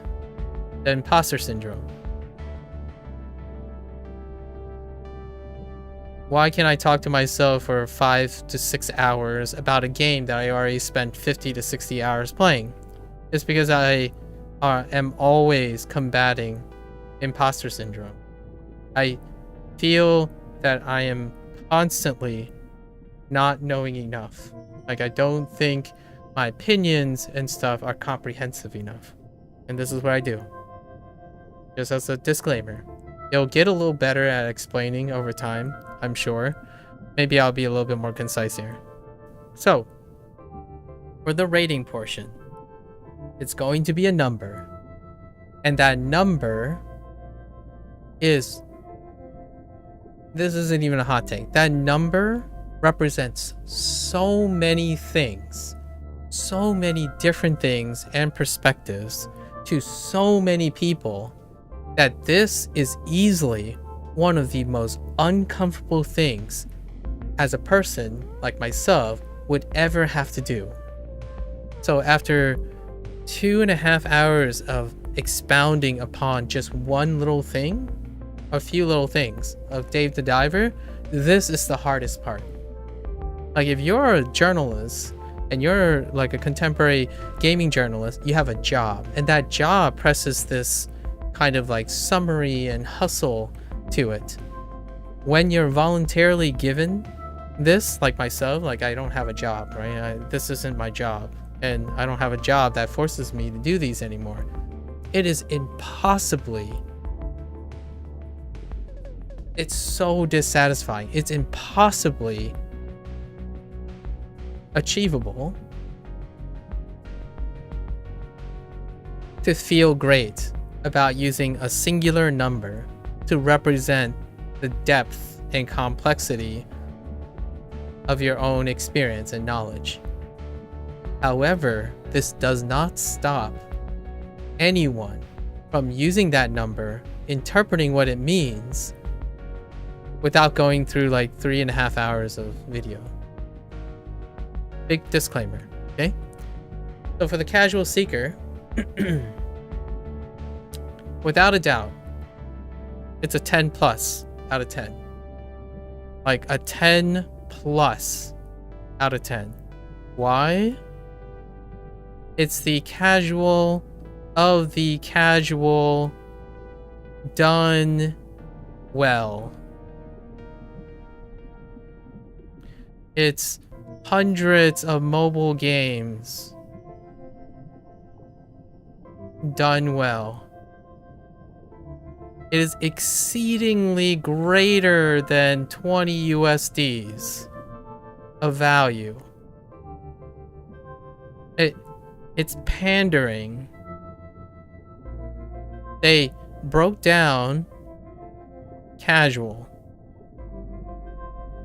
This is the formula. Like, if there is a casual formula, this is it. And I would not be surprised to see a mainstream version of Dave the Diver. And if it isn't MINTROCKET, it's someone else. It's not the first one. I have to iterate, I have to emphasize that. It's not the first game to do this. I love these games, these types of games. It's not the first one. I mean, here's a left field shout out. My time in Porsche devs, who also now made Sandrock.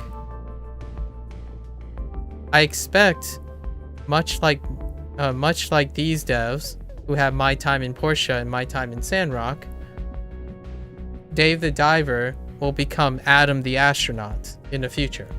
Like, there will be an Adam the Astronaut, or I don't know, Sally or Susan the Scientist, something like that. This is iteratively successful in a way that is incredibly, I mean, low-key, it's like a Dragon 8. I will be talking about Dave the Diver after playing Like a Dragon 8 for like 500 hours. I'm gonna estimate it's probably a 500-hour game. Yeah, conservatively, I would say 300 hours. Like a Dragon 8 is gonna be 300 hours, something like that. This is it. This is the half-price, very efficient indie version of that. And it's gonna come back. We're gonna talk about Dave the Diver again, because Like a Dragon 8 is in less than 2 weeks. It is 11 days away. And I'm all in. $110. All in. All the little things, all the soundtracks, all the music. I want it all. Like, because this genre of game is about the life of the game. It's about the life of a person. A person is not just the main character. It's everything you do. When you're going diving, it's not just diving. If you're going to play a video game well, it's also about your fitness, your life, your sleeping, your time management. All of that feeds into your specialty. Dave the Diver represents that. It resonates with older people. That's a hot take, but I'm pretty sure the median age for Dave the Diver is older. It's for people who grew up with smaller games, who had to manage time, who are adults now, because their life is made of these moments. You have to go eat. You have to go to the grocery store. When you dive, you also need to buy the tools. You need to get someone to work on your gear. You have to connect and network with a lot of people to make your business go. The business is not just content creation. Like, for example, content creation is not just sitting here live streaming and recording it and then expecting it to go up. It is everything else. It is writing, prepping, practicing public relations, public speaking, all of that. Getting a good night's sleep, taking care of your health, making sure you don't burn out, having friends, socializing, being in good terms with your parents. All of this stuff is still juggling education while doing this, all of that. Dave the Diver is a snapshot of that. This is what makes this genre of game so appealing to me, because it is a video game version of trying to emphasize time management while having one of the greatest things about life skills. Take it at your own pace. Your journey is different. A video game prescribes a path. Now, if you take it and apply it to your own life, it can be different. It's a different Dave the Diver. It's your name and your career. X person, the content creator. That's what a video game is trying to demonstrate. Your life is not just 90% content creation, like the literal recording part. It's everything else too. In fact, you probably spend most of the time doing a lot of things you don't get used to. So if you're now, I'm saying, a hardcore seeker who thinks it should be one focused, complex task, like, I don't know, a FromSoft game, and then everything else built around that one core thing, then hopefully your life is balanced and have a lot of other things in it. Because if your mentality is believing that things should revolve around this, it's not sustainable. When it comes to life, obviously, life skills. It's totally sustainable if you have life skills that are different from how you seek video games. Fair enough. So for a hardcore seeker, and I mean even sweaty indie seekers, I'm gonna say this game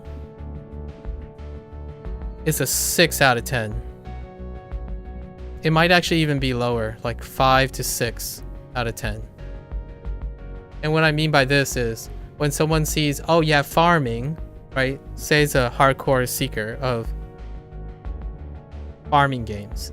You start this game, it's like, it's not deep enough. All that other stuff is just distracting. It's like, I don't like half that other game. I just want more farming. Why is auto just a small part of it? I got misled by what Dave the Diver is.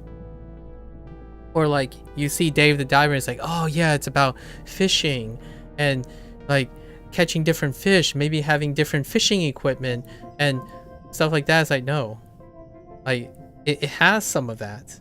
It's just not going to be deep enough for you. Like, you want a specific thing. That's all you want. So everything else become irrelevant. So this is the duality of this game design. It is a smash success towards a target audience, which means that what it doesn't target is a no-go. It's an average product. And 5 to 6 is average for me. I'm saying like half the people might actually find something. So like if someone says like, oh yeah, I really love Terraria.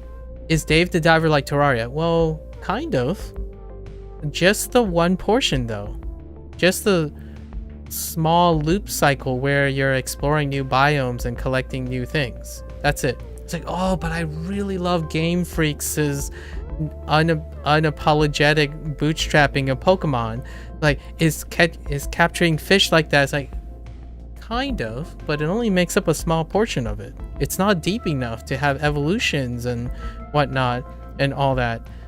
So it's, however, if you give this game to them, I would say at least 1 out of 2 of them would say, you know, this is not the game that I thought I was buying, but I still like it. That's kind of what the 5 and the 6 means. So 5 to 6 out of 10. incredibly a big turnoff. It's a turnoff to focused gameplay. So if you're a person that's looking for depth in a specific thing,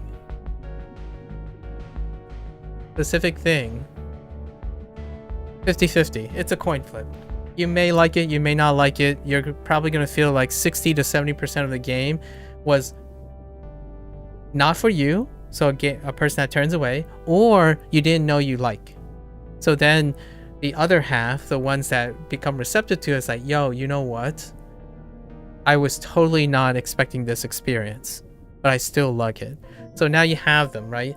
So you were this game basically captured 100% of the casual seeker, which is the larger audience, by the way, like greater audience. So it gets all those scores and even manages, in my opinion, to be impressively 50-50. The reason why I think this is the case is if you look through all the reviews and you just brainstorm and look at all the patterns, you even get people like, yo, Dave the Diver is a game that I didn't think I would like. Dave the Diver, I didn't think I was going to do this in a game when I bought it. That comes up frequently enough to be noticeable. And those are the hardcore seekers. The people who bought a game thinking they were going to do a specific thing and only that specific thing. And turns out they couldn't ever imagine them doing it and liking it. Those were there. And of course, there are negative criticisms, but it's overpowered by capturing basically 100% of the casual seekers, which is overwhelmingly a bigger audience. And then even squelching it even more by executing so well on this, enough to even turn and convince hardcore seekers that they don't really need enough depth. And that includes me, sort of. Like, I would love the econ thing to be super deep, but some part of me would say it would rob me of even playing this game first. Like, if this game was a hardcore diving econ game, I would be less likely to play it in my current state of mind, because I wanted something relaxing, I wanted something casual. And even then, this game is kind of tense at points. So even casual seekers have criticisms. Casual seekers, like, I like the game overall, but even certain parts are really tense. Like, I did not like some of those boss fights, I would say, were a little bit unforgiving. As in, it's inconsequential how much time you lose because it's only it's like a few seconds and stuff, and it offsets that. But during the process, it can be very, very tight. Like, when I was playing, I was like min-maxing movement. I was always like one frame off and one box like 10 pixels off, like very small margins. There's very small margins for certain parts. So those are rare, and they might actually appeal to the hardcore seeker. It's just very in between. So for me, I have no, like, with all the ups and downs, like, so ups, life. I'm just gonna summarize it as life because this is the rating portion. Life skills, right? Me, variety. Me, indie culture. Me, highly educational product for gamers. I can use it in so many ways as an educational product, even talking to other devs, right? Or other friends who are making games. This is a game that anyone who wants to make games really should try to at least play this game to understand. If you're a person who aspires to make games in the future, this is a wonderful starting place. Downside, it's not complex, right? Not complex. Sure, It doesn't have enough. I can't talk about like details and stuff because the details are very surface level, right? So part of me wants more, right? And actually that's about it. This game, basically, I said it a couple times already, it panders to me. It panders me so hard that it's a foregone conclusion. It's a 10 out of 10. Like, no questions. It's not a 10 plus. I don't think I've ever given it 10 plus. There's nothing that I feel like I need to go out, drive to the dev's office, and like throw money at them or something. It hasn't been that. Like, it hasn't been life defining per se, but it's a 10 out of 10, and I don't give 10 out of 10s very often. Again, this is 10 out of 10 knowing that I already am going to like it and recommend it. This is beyond anything. This is something that I will say in the future. Hey, someone asks, what's a game that you constantly think about? Dave the Diver. There are other games like that. There are a couple out there. I would say my list is 10-ish games where when someone says, tell me about video games, well, I'm gonna have to mention these games, right? And this will be the new one on the list. And I really hope I like this game to the point where I always wish the best for it. So with that passion, with that 10 out of 10, comes with ambivalence. And I had some ambivalence. What's an ambivalence? Cyberpunk 2077. During the launch time, many people, it was very hard to keep from not getting triggered by the naysayers. There was still no doubt that because of like Witcher 3, right? So this is the most recent example of a 10 out of 10 game, right? Witcher 3. And because of Witcher 3's faith, I have always considered the ambivalence and the uphill battle of a developer having to follow up on this. So this comes with the same ambivalence. I really hope that MINTROCKET has all the praise and continue to not stagnate and find creative freedom, and just because it's untapped. I think the people at MINTROCKET, whatever they're doing, it's such a freedom of expression, and I hope they continue to make great things. I definitely am not a person who responds to people who feel like it can be overhyped, or constantly thinking like, oh, they're not as good as they once were. Like all that ambivalence. I'm talking about my ambivalence comes with the idea that other people are like that. Whatever they make, I'm behind them, in my opinion, like for the foreseeable future.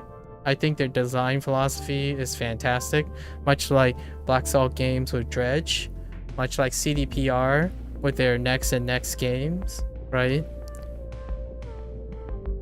And I'll throw in some things that I don't, right? Bethesda software, like you're not gonna see me constantly be on top of Bethesda software, right?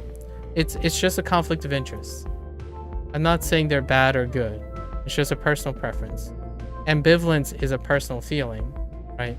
So I hope that MINTROCKET will continue to deliver, because I love believing in people, not because of their not necessarily just because of their product. I want to pander to them. Like the next game I'm playing, Like a Dragon 8, I've already bought in. I bought the developer. I'm buying faith in the developer. Not because of all the... It's kind of because of all the other games, but it's based on how I think I understand the developer. And that's why I'm giving this game a 10. It's a 10 out of 10 based on building philosophy. Man, I would not be surprised in another year or two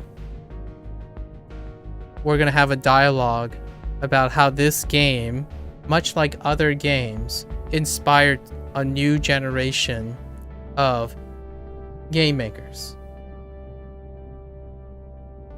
What is that going to look like? I'm looking forward to seeing what it's going to look like. This is inspirational. This is inspiration for future gamers. And I know a few people who want to make games in the future. I personally have written and designed some stuff, but you know, I've always been like a... Nah, I'd rather see other people make stuff. I'm more about this stuff. I like enabling people. So, Dave the Diver gets a 10 out of 10 because I can use it. Thank you, MINTROCKET, by the way. I really appreciate the wonderful experience, and thank you for producing a product that I can use as a case study to enable people. My goal is to learn and take as much information as I can and connect people with the tools they require. If you're upset and you're depressed, I hope that I have enough experience to give you and put you in contact with the tools and things that you need to make yourself successful. And that's what makes a game a 10 out of 10 to me. It's not just a great experience. A great experience, like a personal great experience that's very selective, it's a 7 out of 10 at best. It's an 8 out of 10 if it has influence that's beyond my personal preference. It's a 9 out of 10 when the overall sentiment is universally appealing, right? And it shows awareness of the industry. It's a 10 out of 10 when I personally can use it as a form of education. That's it. There you have it. And that's all I have for today, actually. We just ended our segment of the double feature. So I have no idea what I have planned in the future right now. I'm probably going to do some art stuff and design some stuff before the launch of Like a Dragon 8. Right? And then we'll probably be playing Like a Dragon 8 exclusively for 25 plus days. And then we're going to start learning languages. We're going to start learning Mandarin and Japanese while critiquing a tool that's available to everyone. You know me, it's all about the tools. So that's a wrap. MINTROCKET, smash hit. It's probably one of the... It's been a very long time since I had such little reservation of giving a game a 10. And this is one of them. Play it. I don't care if you know everything that happened. I doubt you know everything that happened from me anyways. Just play it. Tell me what the meaning is before or after. You gotta... It's so semblance of someone's lifestyle that I would be very disappointed and be concerned of a person who plays this game and not think about their own life's time and management. Just saying. Alright, folks. There you have it. As always, thanks for listening. Thanks for chilling and vibing. If you're gonna watch this later, thanks for watching. Even for a little bit. I highly recommend you watch videos in 2x. I actually personally like the way I sound in 1.5 to 2. You can give that a go. I'll try sometime to make shorter formats. That's an ongoing experiment right now. As always, until next time. With the next game, I suppose, or the next thing. Stay safe, stay healthy. Keep on learning and experiencing new things. Bring back stories. I'll catch you guys on the next one. Take care. Bye now.